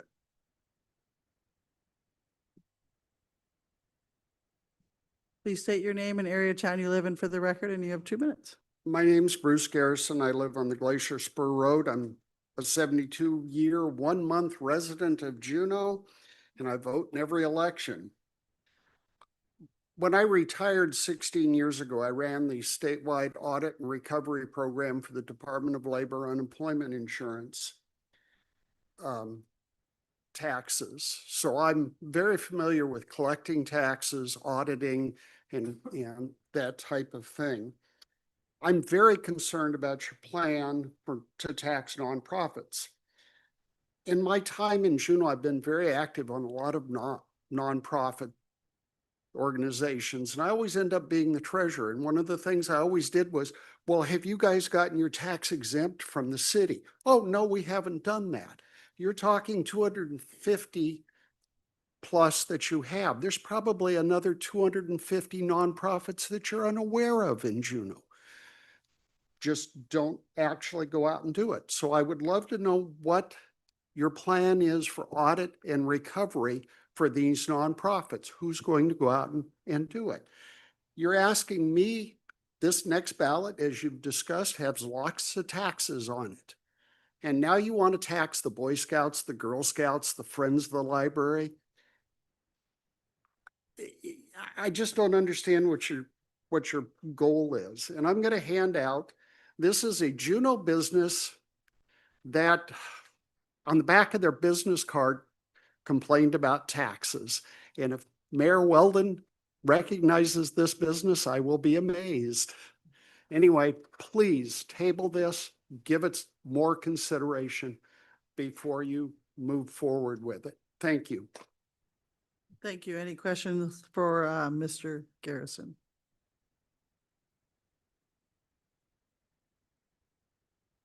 Mhm. Do you recognize the business? I do not. It's fairly old though, because phone 71 and 307. Oh, there you go. Thank you. With that, thank you for your testimony, Mr. Garrison. And we have Charlotte Truitt and then Rick Harris.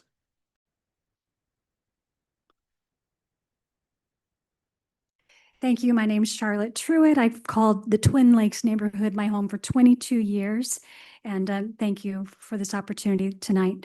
During my 15 years in the arts administration and 7 years as the executive director for the Juneau Symphony, I've worked with dozens of local nonprofits, businesses, donors, volunteers, and it's given me firsthand insight into how this ordinance would affect organizations. I'd like to focus on something that often gets overlooked in discussions about taxes, and that's the cost of collecting them. Specifically, I'll outline what this would cost to the Juneau Symphony. This fall, we begin our 64th season. Across all of our performances, educational outreach, and fundraisers, we have approximately 10,000 annual attendees. For the Juneau Symphony, we estimate that implementing this ordinance, it would require approximately $2,000 to modify our bookkeeping processes, and then after that, we estimate our bookkeeping cost would continue to increase by approximately $500 every month. We're fortunate that we have a bookkeeper who works about 10 hours a month, but many of the 263 nonprofits in Juneau don't have that luxury. They rely on volunteer treasurers or bookkeepers who donate their time because they believe in a mission. They do not have retail point of sale systems. This ordinance asks those volunteers to take on an entirely new level of responsibility and liability, implementing new accounting systems, modifying ticketing and bookkeeping procedures, filing returns, and maintaining compliance all require staff time and professional expertise. If implemented based on our FY26 taxable earned revenue, we would collect approximately $12,500, yet it would cost us $6,000 to comply. Additionally, our bookkeeper has indicated that it will not be possible to get our system in place by the proposed October 1st effective date. That increases the very real possibility that despite our best efforts, we could be identified or delinquent as a non-filer simply because we couldn't get it to happen in time. Many of our organizations Ms. are Truitt, I already, need you to wrap up. I'll wrap right up. We're already reducing demands on local government. And I ask that you consider this process. As you can see, most of the nonprofits in our community don't even know that this is being proposed. So I urge you to slow the process down, engage with the nonprofits in finding a solution, and adopt a policy that will strengthen, not weaken, the organizations that help make Juneau a community that we value. Thank you very much for your time. Thank you. Any questions for Ms. Truitt? Seeing none, thank you for your testimony. Next, we have Mr. Harris. Please state your name and area of town you live in for the record, and you have 2 minutes, sorry. Almost gave you 3. All right, thank you, Madam Mayor. My name is Rick Harris. I live in the Valley. I wanted to talk today about the sales tax for nonprofits. The City of Burial Juneau ordinance has 41 different categories of organizations that are on some kind of exemption transaction. There are also within this specific provision of 04012, which is the nonprofit exemption, there are over 263 nonprofits that are included in that, that are certified by the city. And I think we heard others suggest that there's probably more because we went through people who are nonprofits and we didn't see their name on the list. So that it indicates a challenge for you. What I'd like to, my concerns as I looked at the ordinance, the first one is the whereas. I'm very concerned that the whereas is currently structured overly limits what is a social service in Juneau. And because it's in a whereas, it's not effective, but it is guidance to the city manager and the attorney over what is or is not a allowable social service organization. So I have offered an amendment to the whereas. I won't bother to read it. You've all received it. The second thing I wanted to do is social services is not defined at all. And our definition is extremely narrow as proposed, or there is no definition other than what we have in the whereas. And so we need to expand that definition to make it something that is really inclusive of what true social services are. The city attorney has identified a deficiency in the draft ordinance that's in front of you and has recommended an alternative. And I recommend that it's much better, it's much easier to understand. And I recommend you consider adopting that after there's further public notice and an opportunity for the public to comment on that revised ordinance. I have a series of comments. I will get to the very end, Madam Mayor. Thank you. I was going to say, I would like to hear in. No, I don't need to bore you with all of it. I too took the liberty of offering a proposed amendment. It was a little presumptuous, I think, but I'm not sure if that's proper or not, but I did it anyhow. I offered a proposed amendment to you, or a proposed motion to terminate or to table this action. And I also offered several alternative approaches to approaching this sales tax. So with that, thank you very much for your time. Thank you. Any questions for Mr. Harris? Thank you for your time. With that, we will bring it back to the assembly. Mr. Smith. Madam Mayor, may I have a 2-minute at ease? Sure, 2 minutes at ease.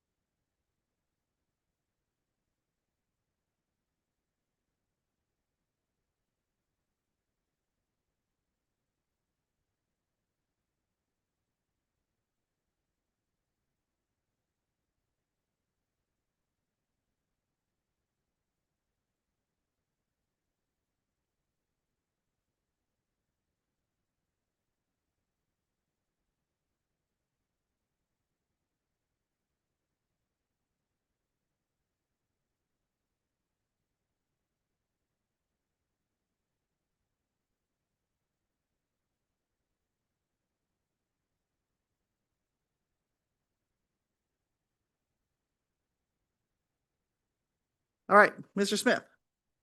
Thank you, Madam Mayor. I move that the Assembly refer ordinance 2026-32 to the September 2nd Assembly Finance Committee for consideration. If I may speak to it. Certainly. Thank you, Madam Mayor. Through the public testimony outreach, via email and other methods. And just, from what either little I know or I'm able to kind of discern from other members, based on the number of contacts we're able to have, I just feel like this needs more work. And I've heard from people, some of whom work extremely close with many nonprofits, just having found out about this like a week ago. So it is impactful. Every conversation I have, I learn more. Anyway, I would like to bring it back to our committee work session to see if there's see what people want to do. We are also missing 2 members, so that is my motion and that is my reason why. Thank you. All right, you've heard Mr. Smith's amendment. Is there objection? Ms. Hughes Candies. Thanks, Madam Mayor. I'll object, I guess, to ask a question of the maker of the motion. My thought coming into this tonight was that there was potential people would want to punt. And I guess for me, it's very important to know the nature of the punt and the purpose of the punt.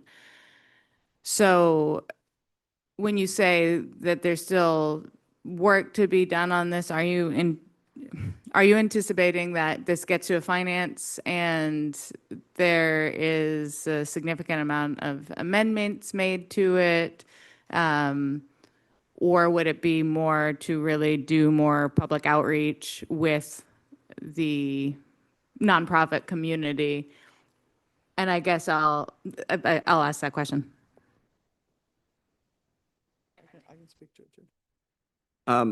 Thank you, Ms. Hughes Candies. I guess where I am is, we can see how this motion goes and maybe there's 5 votes to move it as is, but I'm not sensing that. And I'm not sure if there's 5 votes to move it in any different form, or maybe there are, but I don't think we're in a place with, as it's currently proposed, to move it forward, at least to my liking, as I've learned more.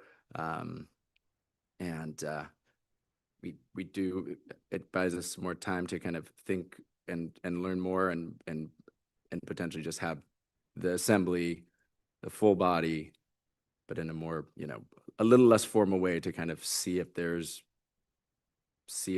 consensus on anything, or potentially there may not be, but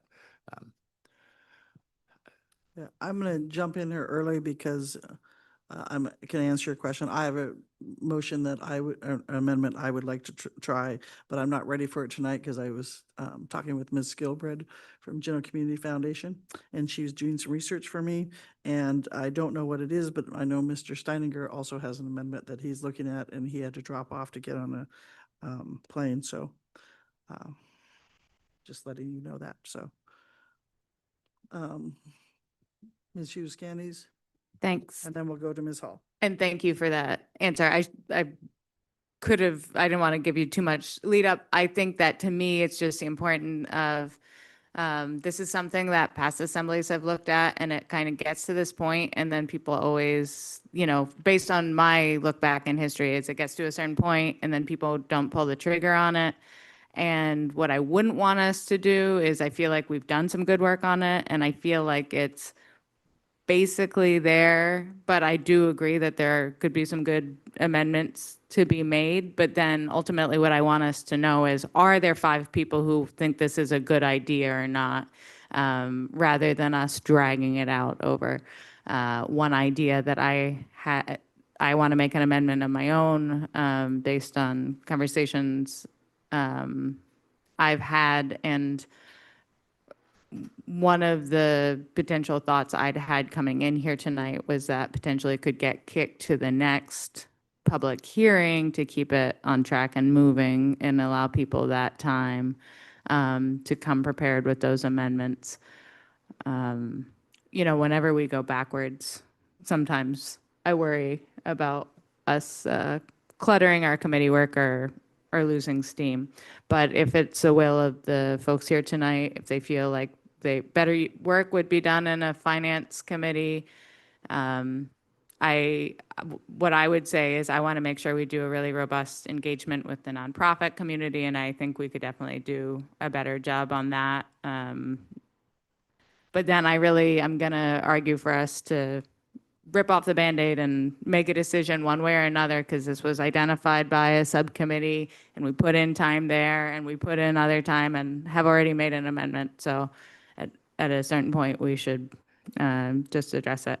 And I think it's very far away from our minds in some ways right now where we are in the year, the whole reason we looked at this, which is our fiscal situation. So I'm going to continuously point us back to that. So I will remove my objection. Thank you, Ms. Hughes Candies. Ms. Hall. Yes, thank you. And I would like to speak in support of the deputy mayor's amendment. Just last week, I was attending a fundraiser for the group called 100 Women Who Care, which is basically a very wonderful, quick way to raise funds for nonprofits. And there are, I'm not sure if I have the number quite right, but I think there's close to 300 nonprofits that are potentially on the receiving end of those funds. Well, no, there's 300 members supporting the nonprofits that are potentially in line to receive funds. Anyway, having said that, at that meeting, very few of the nonprofits were aware that this was even coming at them, and and some rather prominent nonprofits in the community. So I feel like we haven't done a decent job of getting the word out to the community. It's a very convoluted, complex, the way it's written and the definitions. I think, what, who's going to decide what is a social service and serving the vulnerable population? It's just a very kind of confusing the way it's worded. So it definitely needs work. And, so for that reason, I would definitely support this going back for a further look to see if it is something that we want to pursue for foregone revenue. Our nonprofits are out there working shoulder to shoulder with us, trying to make Juneau a better place to live, doing the work that, we don't have a health department, for instance. So the Juneau Community Foundation is helping us provide those grants out. And again, without really having a good community conversation about this and what it looks like, we do look at the foregone revenue from some of our more prominent retail outlets, but that's a small handful compared to the hundreds of nonprofits doing really important work in our community every day. And so, yeah, we definitely need to send this back to committee for further conversation and consideration and public engagement. All right, thank you, Ms. Hall. So before we all take a turn, we have an amendment. So far, I don't have any objection. Mr. Brooks, are you objecting? Okay, Mr. Brooks. Thank you, Madam Mayor. I'm just objecting for the purpose of a question, and then I'll remove it. If the amendment was to carry forward, And I apologize, it's just a motion right now. just no amendment. It's his original motion. I'm objecting to that. Okay. For purpose of a question, then I'll remove it. So if that motion was to go forward, is there any opportunity for it to be brought up sooner than over a month away, and maybe in a format that could allow for the public to speak on it? Because in finance, they can't. And over a month away, we're going to have the GLOF and people's attentions will shift. I want to keep it fresh on the mind of the people. Good. Thank you. My understanding belief is that the reasons I said the September 2nd Assembly Finance Committee, it's, as far as I know, the next Assembly Finance Committee that we've proactively canceled the Wednesday due to GLOF reasons and maybe others, but I believe that was the first one. And then it does allow us to potentially take action before, with this current assembly on September 14th.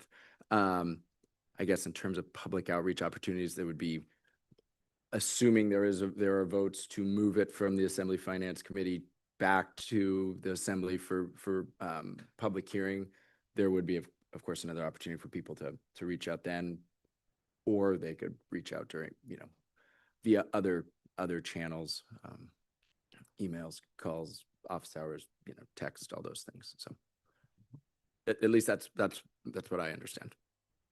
Thank you. I'll remove my objection.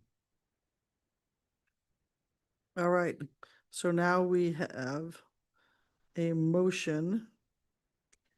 I'm trying to figure out how we get the attorney's amendment in here.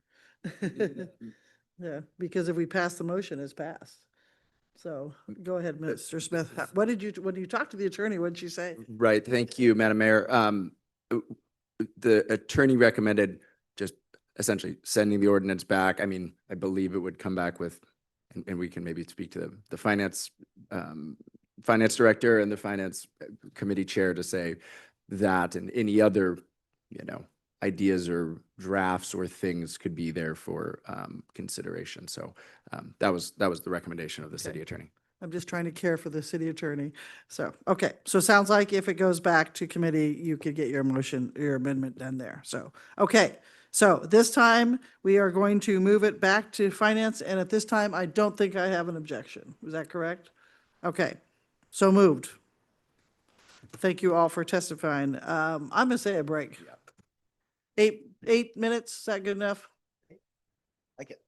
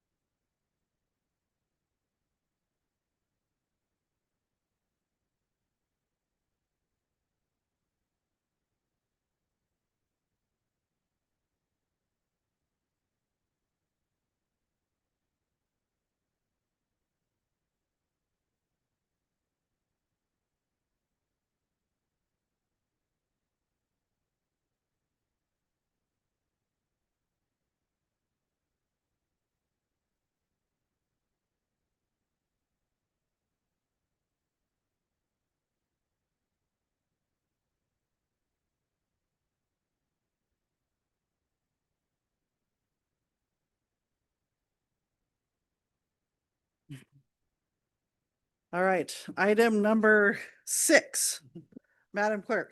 Thank you, Madam Mayor. Ordinance 2026-34, an ordinance amending real and personal property tax to adjust the senior citizen and disabled veteran hardship exemption. Thank you, Madam Clerk. Madam Manager. Thank you.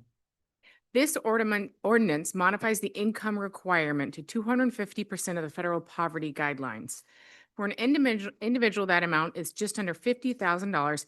For a family, that amount is around $67,000. The current income threshold in CBG code is $120,000. You do have in your red folder some information on what the federal poverty guidelines are. I recommend the Assembly take public testimony and adopt this ordinance. Thank you, Madam Manager. Nobody has signed up to this ordinance, so we will go to the Assembly. Ms. Hall. Sorry, I move ordinance. Sorry, just a second. I move ordinance 2026-34 and ask for unanimous consent. Thank you, Ms. Hall. I'm going to object for purposes of an amendment.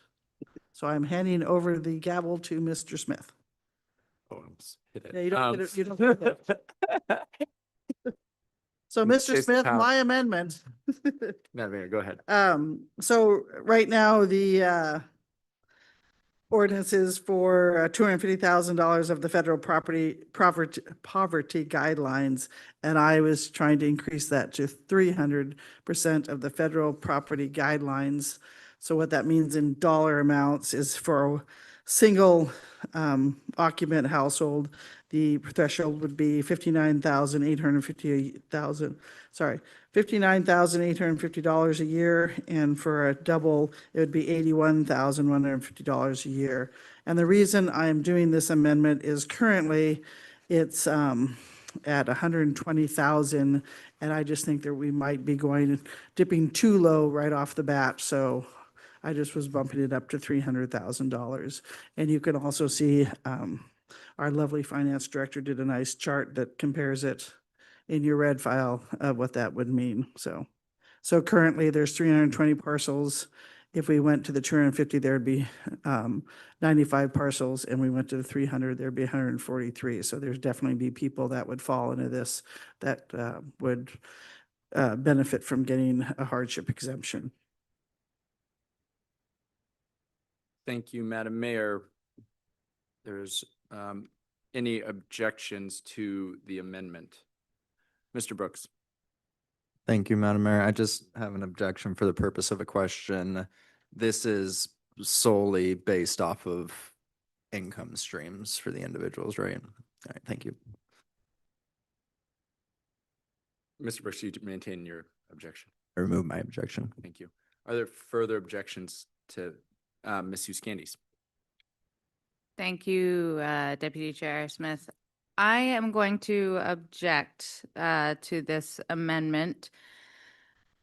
I appreciate that the mayor is trying to go a little bit less steep of a drop. There are 2 points I think that make me want to stick with the 250,000 or 250%, sorry, which is what we originally came up with. We also do on the books a sales tax rebate program. And to qualify for that sales tax rebate program, the threshold that we have on the books is 250%. So I think everybody agreed the 120,000 for a single person was, and now I'm talking about annual cost, take home, was too high. But rather than try to choose an arbitrary percentage of the poverty threshold, I think it makes sense to bring that in line with the other policy place where we've identified as a level that you would qualify for a sales tax rebate. So that is the primary reason that I'm going to say it makes sense to do the 250%. And then I do understand that this is a dip, but similarly, when we considered adjusting this at all, I'm just going to ask us to keep in our mind, you know, we have plenty of folks who are not senior citizens who are struggling to make it in town, who are making that same income. So for a family size of one, that's $59,000 a year. For a family of two, that's $81,000 a year. We have plenty of folks who are making less than that. And so I understand the need, the desire to keep it higher, but I think given we expect lots of people to hustle on that, then 250% is fine. Thank you, Ms. Uscandies. Further objection or comment on the amendment? Ms. Adkisson. I'll object as well. You know, I think when we were speaking about this ordinance originally, the 250%, not only used in our code, but used as a benchmark for a lot of other different programs. It is not a sort of arbitrary number. And since this is a new area for us, I'd prefer to go to a sort of tried and tested percentage rather than one that is not backed by other programs, as much as I appreciate what the mayor's trying to do here. Ms. Atkinson, further comment or objection? I'll chime in with a comment. I'll support the mayor's amendment here. Completely understand the comments of my colleagues. I think just for me, as again, I think we all probably realize that the current level is much too high, and does need a change. I guess as we're doing this, I'm more willing to kind of maybe take it a little bit slower, just because you know, seniors, some of them be very hard for them to go back to work, or they can't. So I just want to be cautious as we kind of dial back, and that we're, you know, hopefully going slowly, but also not, you know, impeding someone in a way, and maybe not impeding, upsetting them in a way where it's upsetting their life in a way where they're maybe not able to live in their house due to the loss of an exemption or something. But anyway, I'll support the mayor's motion for just a little bit of a slower transition here. Madam Clerk, we have an amendment with objection. Would you please call the roll? Thank you, Deputy Mayor Smith. For Madam Mayor's amendment, ordinance 2026-34 to increase to 300% of the federal poverty guidelines. Madam Mayor. Yes. Ms. Hughes Candies. No. Mr. Kelly. Yes. Ms. Adkisson. No. Ms. Hall. Yes. Mr. Brooks. Yes. Deputy Mayor Smith. Yes. Motion carries with 5 yeas and 2 nays. I'll hand it back to you, Madam Mayor. So now we're back to the main motion as amended. Any objection? Seeing none, that Mr. Kelly. Thank you. I did have a constituent come up before the meeting and ask for something that to be clarified. We'd already been clarified for us in committee before, but I just wanted to go ahead and ask staff the question. So this does not affect this just affects the hardship exemption, not the underlying 150,000 exemption for that's mandated by the state. Madam Manager. You are correct, Assemblymember Kelly. The $150,000 senior property tax exemption is required by the state.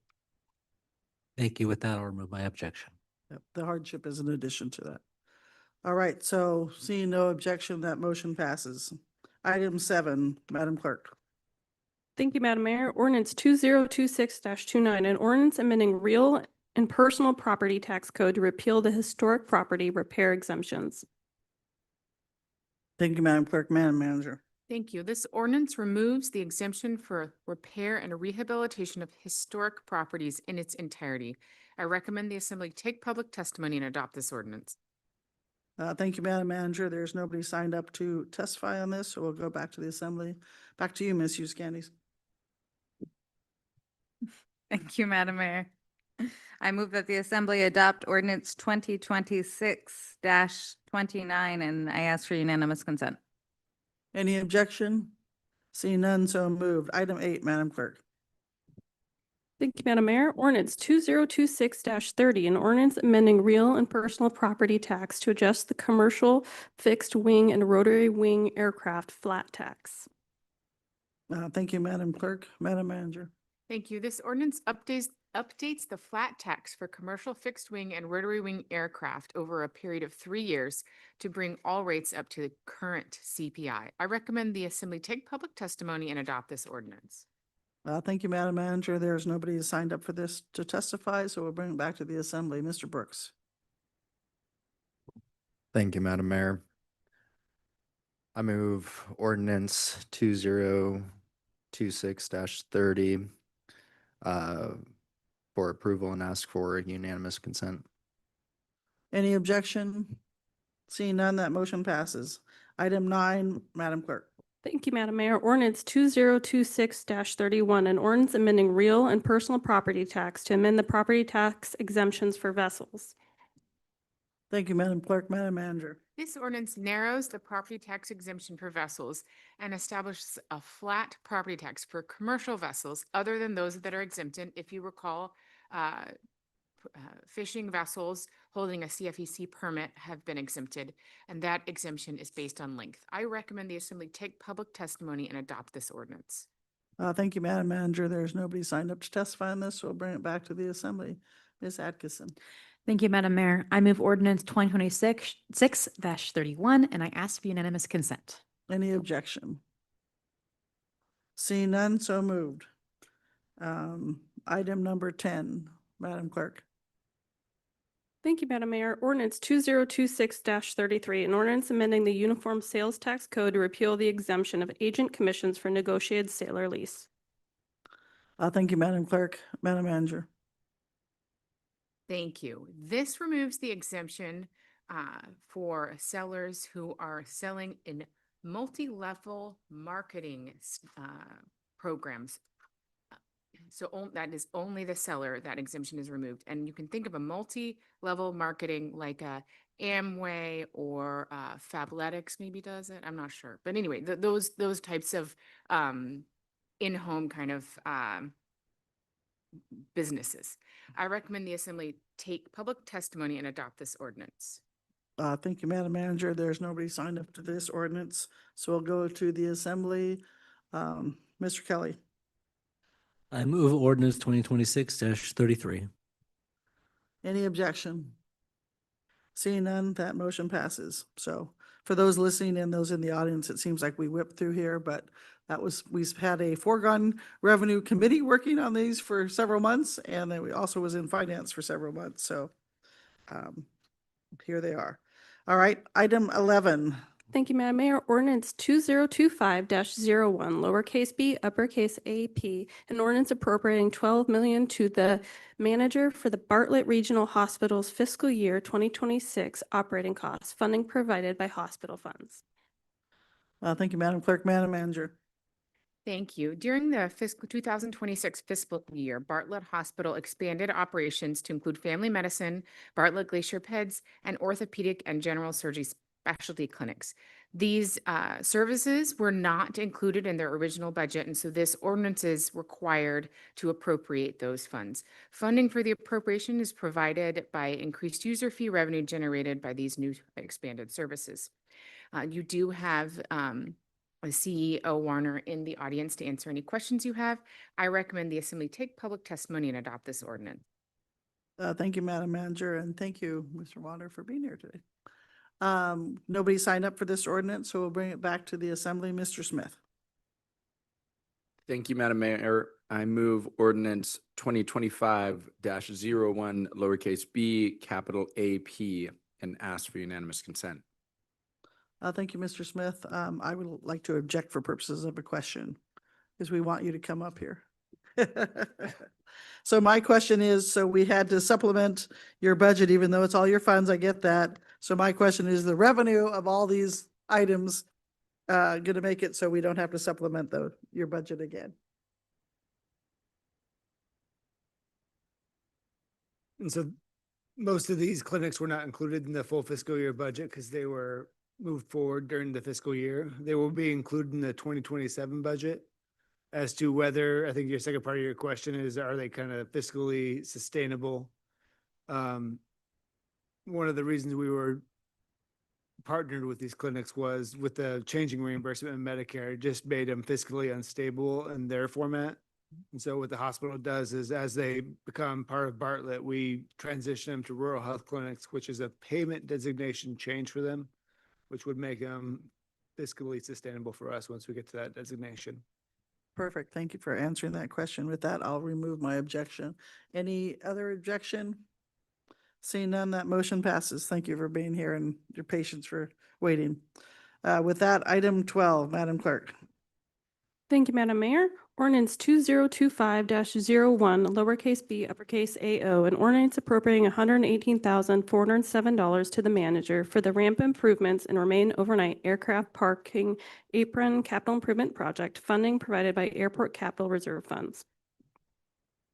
Thank you, Madam Clerk. Madam Manager. Thank you. This ordinance appropriates just under $120,000 from the airport's capital reserve fund to ramp improvements to do milling, repaving, surface grooving, and repairing potholes and other pavement failures on the apron. I recommend the Assembly take public testimony and adopt this ordinance. Thank you, Madam Manager. We don't have anybody signed up for this ordinance. We do have an airport board member, Mr. Epstein, in the audience, if we have questions, however. So we'll move it back to the Assembly. Ms. Hall. I move ordinance 2025-01, lowercase b, uppercase AO, and ask for unanimous consent. Any objection? Seeing none, that ordinance passes. Item 13, Madam Clerk. Thank you, Madam Mayor. Ordinance 2026-23, an ordinance amending Title 42 Penal Code relating to the offense of failure to appear. Thank you, Madam Clerk. Madam Manager. Thank you. This is a housekeeping ordinance that clarifies failure to appear as a Class B misdemeanor. This allows CBJ to prosecute individuals who fail to attend court hearings related to an open criminal case. It also aligns the offense classification with associated underlying misdemeanor offense and promotes consistency within the CBJ Penal Code. That includes relocating the FTA provision to the appropriate section of code and improving the organization and consistency of our code. I recommend the Assembly take public testimony and adopt this ordinance. Thank you, Madam Manager. There's nobody signed up to testify on this, so we'll go back to the Assembly. And I lost track. We're back to you, Ms. Susie Ennis. Yay! Over here. Thank you, Madam Mayor. I move ordinance 2026-23, and I ask for unanimous consent. Any objection? Seeing none, that so passes. We don't have any unfinished business, so we're going to new business. Madam Clerk?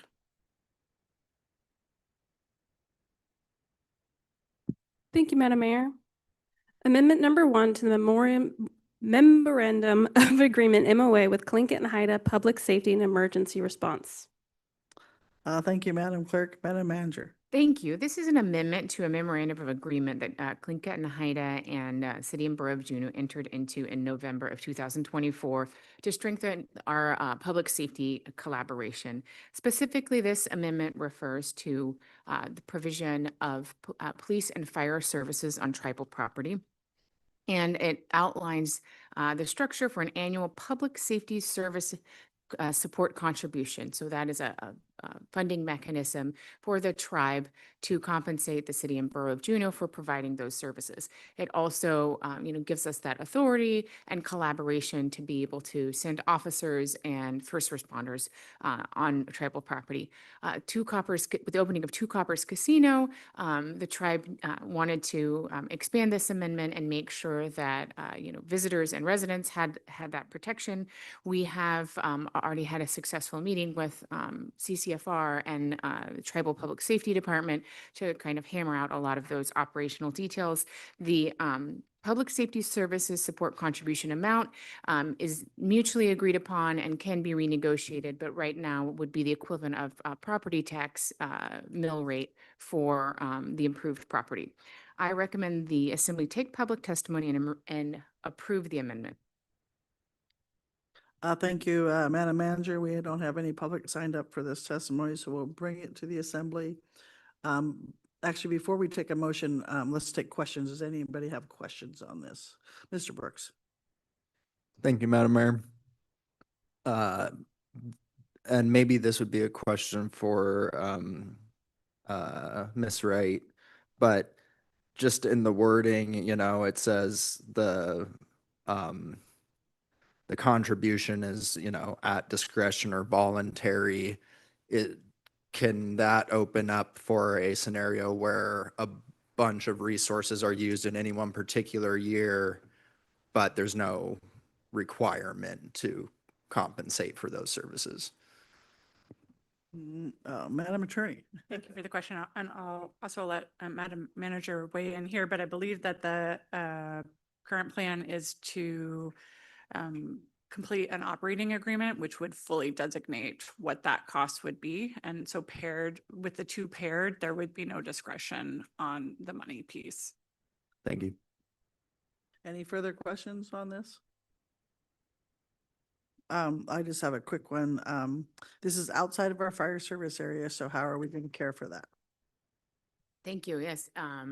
Two Coppers Casino is 1.77 miles outside our fire service area.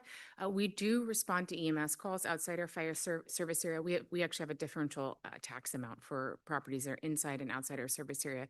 We also respond to fire calls, but we're very specific. We have an understanding with people who reside outside or have structures outside the service area that we are there to protect life safety. So often if there's a structure fire, we will respond, with life safety equipment, but likely won't be able to save the structure. So that is the same level of response that we would be able to provide. As part of that operational agreement, there are measures like fire lane, access, water, accessibility, and those types of things that will, increase the likelihood of a successful outcome and a safe outcome for Two Coppers Casino. And those details have been discussed. The building is fully sprinklered, which greatly increases the safety factor if there were to be a fire there. Thank you for that answer. So with that, we will move it. Any further questions? Sorry. With that, we'll move it back to the Assembly. Mr. Brooks. Thank you, Madam Mayor. I move amendment number 1, the memorandum of agreement with Tlingit Haida for public safety and emergency response, and ask for unanimous consent. Any objection? Seeing none, that is so moved. So item number 2. Thank you, Madam Mayor. Notice of appeal, AELP sales tax. Thank you, Madam Clerk. Madam Manager, or is this Madam Attorney? Madam Manager is going to say. Thank you. ALNP was notified by the Finance Department that one of their purchases were not eligible for the resale exemption. ALNP appealed that decision. A panel of 3 people was appointed to hear that appeal and provide a recommendation to the manager's office. The manager, I suppose I shouldn't refer to myself as third person. I issued a decision that declined to follow the panel's recommendation and denied the ALNP exemption. In accordance with appeals code, you now must decide whether or not to, ALNP has petitioned the Assembly to hear the appeal, and you need to decide whether or not to accept or reject that appeal. If you accept the appeal, you need to decide whether the assembly will hear the appeal itself or if you will assign it to a hearing officer. And if you decide to hear the appeal, you need to appoint a presiding officer. I just want to remind you that in hearing an appeal, you would be sitting in your quasi judicial capacity, and you must avoid discussing the case outside of the hearing process with either party, so the manager's office and ALNP. Oh, this is an attorney recommendation. So the city attorney recommends the assembly accept the appeal and designate a presiding officer. Thank you for that. So let's start with questions, but our first question is, since we have newer members, what can we discuss at this point in our lives on this particular appeal? On this topic, at this point, you cannot discuss anything with the public, with anyone from AELMP, and with anyone from finance or the manager's office. So you are fully walled off and will be presented information at a hearing if you decide. That's all you're allowed to have. Okay. And remember, part of that communication is email too. Mr. Smith. Thank you, Madam Mayor. For me and other members of the assembly, could you talk through the process of if the assembly chooses to hear the appeal itself, and then also, you know, briefly what happens with if we assign a hearing officer? Sure. So, so the first decision you have to make is whether or not AELMP gave you enough information to move the appeal forward. Almost 9.9 times out of 10, they have presented enough information. AELMP here has, in my opinion, presented enough information. I think there was one about a year and a half ago that did not present enough information. So typically we accept appeals. You then decide whether to hear it yourselves or send it to a hearing officer. If you hear it yourself, you will appoint a presiding officer. I will work with that presiding officer to set the parameters of a hearing, to set timeframes for briefing by the two sides, to set timeframes for the hearing itself. And then you all will sit as a body and have a hearing. The presiding officer keeps everything going and keeps everything running smoothly, kind of gives the rules of the road for that process. You then go into executive session, make a decision, and I write up that decision for you. If you want to send it to a hearing officer, very similar things happen, except that hearing officer handles everything. I don't assist the hearing officer at all. The hearing officer sets the parameters for what happens, and they then write the decision. That decision is always a recommendation that comes to you. You then have to decide whether to accept their recommendation or not. So I advise you in both situations. Does that give a good roadmap? That helps me. Yes, thanks. Does anybody have questions on that process? Okay with that. So first we will vote on whether we not want to hear the appeal. Mr. Smith, will you make a motion to make that easier? Thank you, Madam Mayor. I move that the assembly accept the appeal and ask for unanimous consent. Is there any objection to accepting the appeal? Okay, and then would you make a motion? Thank you, Madam Mayor. I would move that the assembly appoint a presiding officer, or designate, excuse me. Okay, is there any objection to that? Mr. Brooks? Thank you, Madam Mayor. I object for the purpose of a question. How do we choose a hearing officer? Oh, No, so this is a presiding officer. The other choice is to hire a hearing officer. Two different things. Do you want to get clarification from Madam Attorney on that? so how would, if we hired one, who designates that? And if we're choosing presiding, who designates that? Sure. Thanks for the question. So if you hire someone, I reach out to attorneys in the area. We have a list of people who have taken on cases for us before. Usually, I would say in the most recent history, we have utilized ALJs, which are judicial hearing officers, or administrative law judges that take on cases and we pay them for those services. The Huna Totem appeal was the last one we did, and we had an ALJ make that decision. If you agree that it's going to stay at the assembly level, that you all are going to do the hearing, you would vote yes to Mr. Smith's motion, and then the mayor designates a presiding officer. Do you wish to maintain your objection or not? I'll remove my objection. All right, so seeing no objection, that motion passes. So who's volunteering to be presiding officer? Okay, appreciate all of you. Ms. Hughes Candies, your time is short. Too bad, because they usually take a few months. Mr. Brooks, I'm gonna go to Mr. Kelly because he's got a little more time in service than you do. So for this one, I'll go with Mr.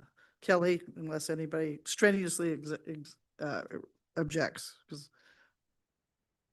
Okay, seeing nothing, Mr. Kelly, you have a new assignment. Please see the attorney after this to get your marching orders. And thank you for volunteering. All right, with that, item number 3, Madam Clerk. Thank you, Madam Mayor. Hardship and senior citizen disabled veteran late filed real property tax exemption applications. Thank you for that. Madam Manager, do you want to do a very quick thing on that before we go to the? 5 property owners have requested late filed exemption. I recommend you act on each of these applications individually. Thank you for that. Ms. Hughes Candies. Thank you, Madam Mayor. I will note that the Assembly reviewed these individually and made choices about them individually, but I'm going to make a motion collectively. I move that we direct the assessor to accept the late file senior and disabled veteran exceptions for Anita Watts and Kyle Schramm. And I'm also going to move that we direct the assessor to accept the late file senior and disabled veteran hardship exemptions for Christine Prusing, Ophelia Talak, and Margie Clayton. Is there any objection? Seeing none, so moved. With that, we go to item 4, and I think this is all you, Madam Clerk. Thank you, Madam Mayor. Certification of charter amendment petition, mill rate cap change. This is just a notification to the Assembly that the petitioners committee obtained the required number of signatures, and that is being put forth on the 2026 ballot. Okay, and this is information, so we don't have to do anything. So thank you for that. So that will be on your ballot. So next we have item number 5, Madam Clerk. Thank you, Madam Mayor. Juneau Housing First collaborative request to lease CBJ property located off Shawn Drive for less than fair market value. Thank you, Madam Clerk. Madam Manager. Thank you. I'm requesting a motion of support to work with Juneau Housing First Collaborative to work on the disposal of city property through a negotiated lease for less than fair market value for a section of a vacant lot that CBJ owns off of Commercial Boulevard adjacent to Home Depot. Juneau Housing First Collaborative proposes to build supportive housing for low-income individuals on this property. I will note that the property is zoned rural reserve, and so they would need to get a zone change in order to be able to successfully execute this project. The Land, Housing, and Economic Development Committee did refer this to the Assembly for approval. As a reminder, the approval is to just enter into negotiations. The lease does come back to the Assembly. I also want to just make the public and the body aware that Juneau Housing First Collaborative was applying for a grant, a deadline that was a very short deadline turnaround, and needed to demonstrate that they had some partnerships with the landowner. And so I did enter into a memorandum of understanding with Juneau Housing First Collaborative, talking about the opportunity to lease this land and the support of that application, pending, of course, Assembly approval of the lease. So again, I request a motion of support to work with Juneau Housing First Collaborative. Thank you, Madam Manager, and we have Ms. Lovishek from Housing First here to, if we have questions for her. So, who hasn't done one? Ms. Hughes Scannies did the last one, so Mr. Brooks. Thank you, Madam Mayor. Did I skip you?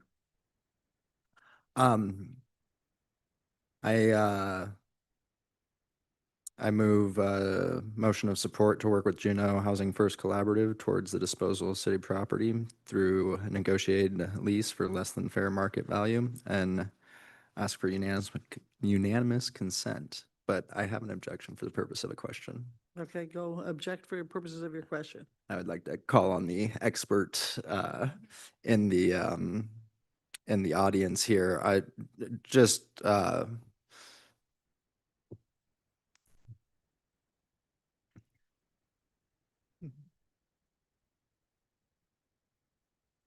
thank you very much for being here.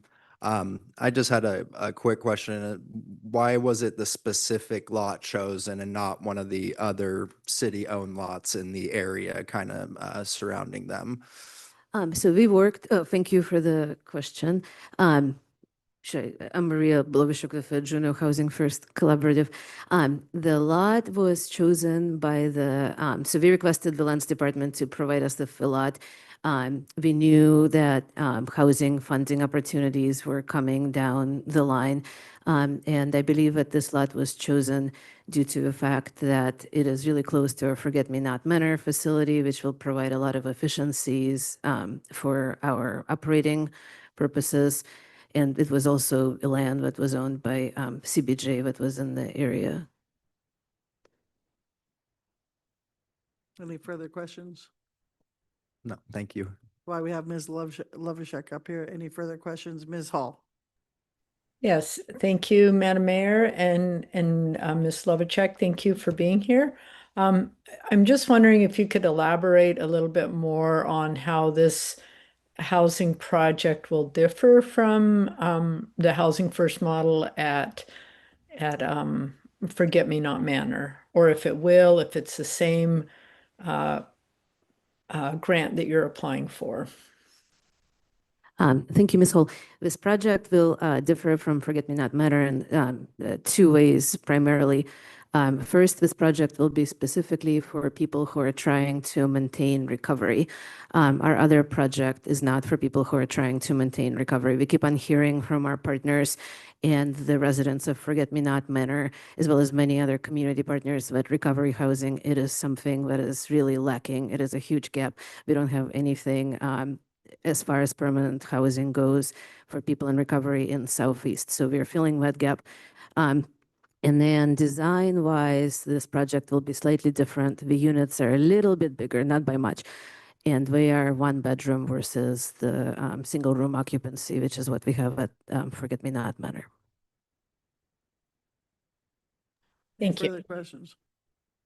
I have a question because you just said Southeast. Does that mean we're going to have Southeast people there? No.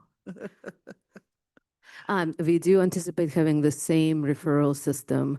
And so we will provide the housing, and then our partners like the hospital, Surge, JHS, St. Vincent de Paul, whoever participates in the coordinated entry process will refer people to our project.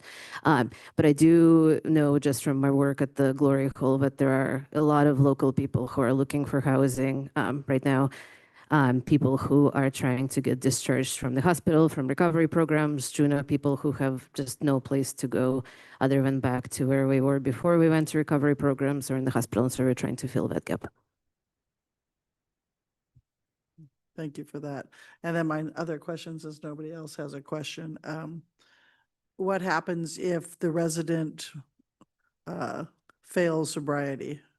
Do they get removed from this housing? And so, you know, we do think that recovery is a very complicated process, and relapse is definitely part of recovery. And so our plan is to work with the residents very, very robustly to make sure that people are stably housed as much as possible. All right, thank you. No further questions? Thank you for being here tonight. So we'll back to the assembly. Mr. Brooks made a motion. Any objection? I'll be the only mean person. I object. So apologize for that, but I have two objections. Number one, I appreciate all the work you do and all the work that Housing First does, but this is a scramble at the last minute, and I don't know about the rest of you, but I am a little gun shy of doing scrambles at the last minute. And also, I'm not wild about where this is going. So even though it's rural reserve, it is near industrial land. And people say, well, we approved a rezoning. It's like, I didn't vote for that either. So I just think that these folks will be subject to all kinds of noises in the middle of the night and everything else. And I don't think it's the best place to put vulnerable people. So I will object. So, Madam Clerk, we have a motion and objection. Please call a roll. Thank you, Madam Mayor. Mr. Brooks, Yes. Ms. Hall, Yes. Ms. Atkinson, Yes. Mr. Kelly, Yes. Ms. Hughes Candies, Yes. Deputy Mayor Smith, Yes. Madam Mayor. No. Motion carries with 6 yeas and 1 nay. Thank you for that. And next we go to staff reports. Let's do flood preparedness first. Thank you, Madam Mayor.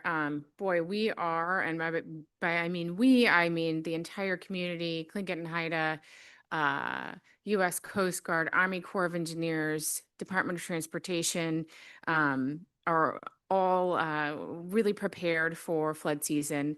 Who knew we would have a flood season, but August is flood season. You saw the coverage of Army Corps of Engineers finishing phase 2. CBJ has finished reinforcing phase 1, and we're kind of ready to brace for impact. There's a really great website that NOAA hosts that talks about monitors the basin, and right now the estimated date that the basin will fill is between August 8th and 12th. And if you recall, the basin historically releases between 24 hours and 6 days from being full. And so that means we will have our release August 9th to 18th is the range right now for that. And the estimated lake stage level is 15.5 feet. So that is approaching last year's amount, really a substantial, planned to be a substantial event. It also behaves a little bit differently every year, so we will get like every year more data and more information. But I really want to direct people to the CBJ website because the communications team and the emergency management team has been doing a lot of work to make sure our public is prepared. We are recommending evacuation of the entire area. We have done modeling that models for a worst case scenario breach. That will be a flash flood. That will be incredibly dangerous. We cannot overemphasize enough how important it is. We will be hanging door knockers on people's doors. We've done media releases and media availabilities to get this information out. But again, you can go to the CBJ website. We will be asking businesses to close during that evacuation period so that we can keep people off the roads. We will not be running Capital Transit in there. We need to make sure that it's safe, and while we're evacuating, our first responders can respond, and then of course keep personnel out of that area during the event. So just want to highlight that. If you are not signed up for CBJ emergency alerts, you should sign up. You can text CBJ to the number 38276 and receive those alerts. You can also get that information and sign up on the flood preparedness web page. That's where you can find information about sheltering, where to park your car during the flood, and all those other really need to know items. You can also call the flood information hotline. That is now live, and that number is 907-500-0890. That's staffed Monday through Friday, and for non-emergency law-related questions, of course, emergency questions, and go 911. But once we get closer to basin release, we will have 24-hour staffing of this hotline. Again, that is on the flood response website.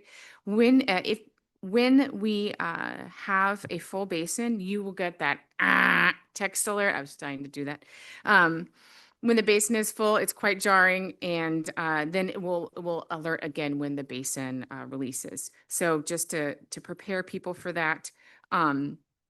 Also wanted to let you know that we will continue to offer pre-filled sandbags to residents at our sandbag distribution events every Saturday until the basin releases from 11 a.m. to 3 p.m. This work has been made possible by the sandbag filling machine provided by Army Corps of Engineers. We've been able to distribute 7,500 sandbags over the last few weekends, and many of you have turned out to those events. It's just a great collaborative event. You know, it's a way people can do something, right? And that's just been really great.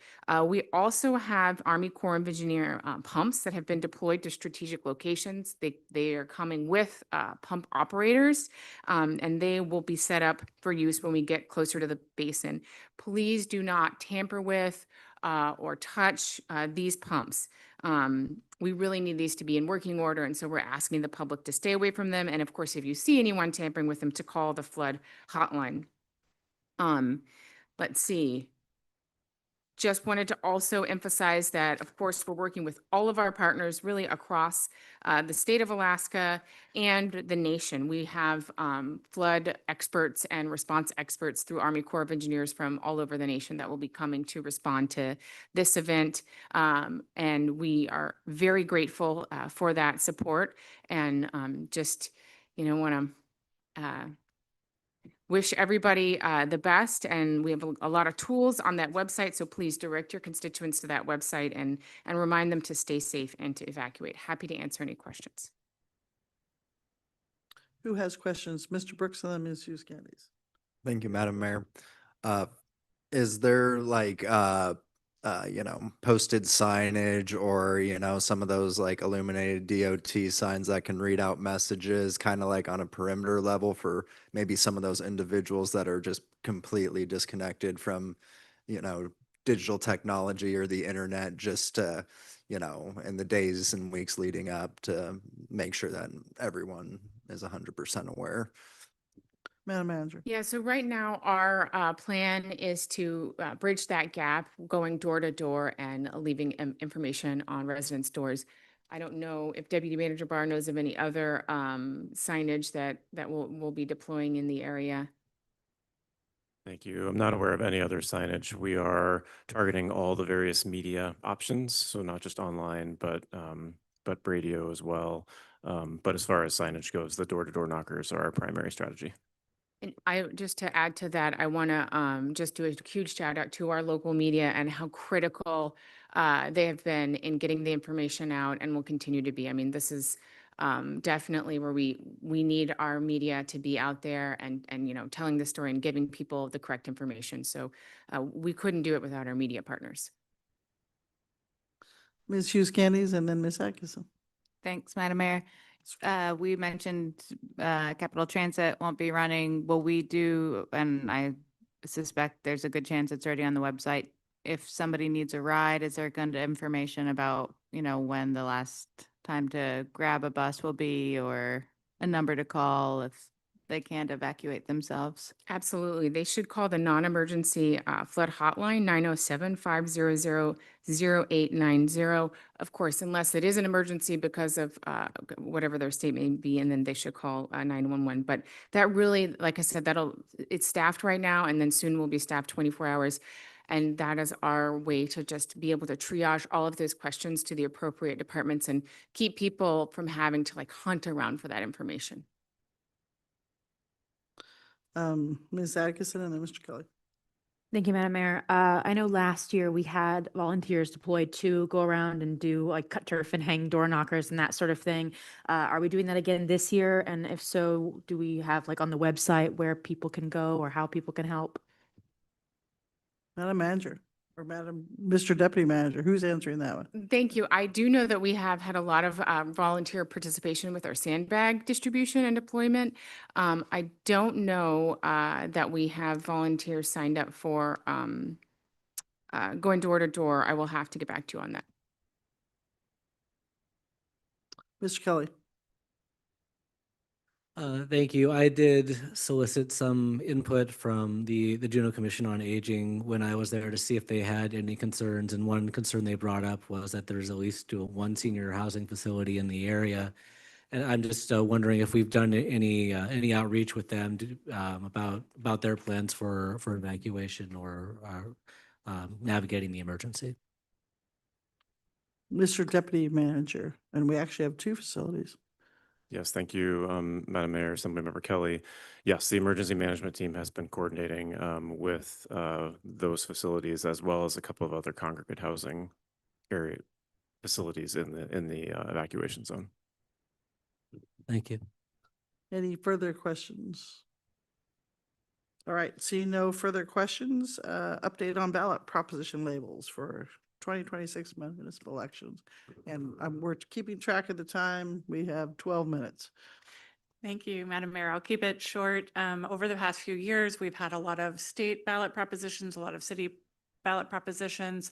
And so in order to ensure that voters understand the difference between state ballot propositions and city, we are going to begin labeling the city ones alphabetically, A, B, C, D.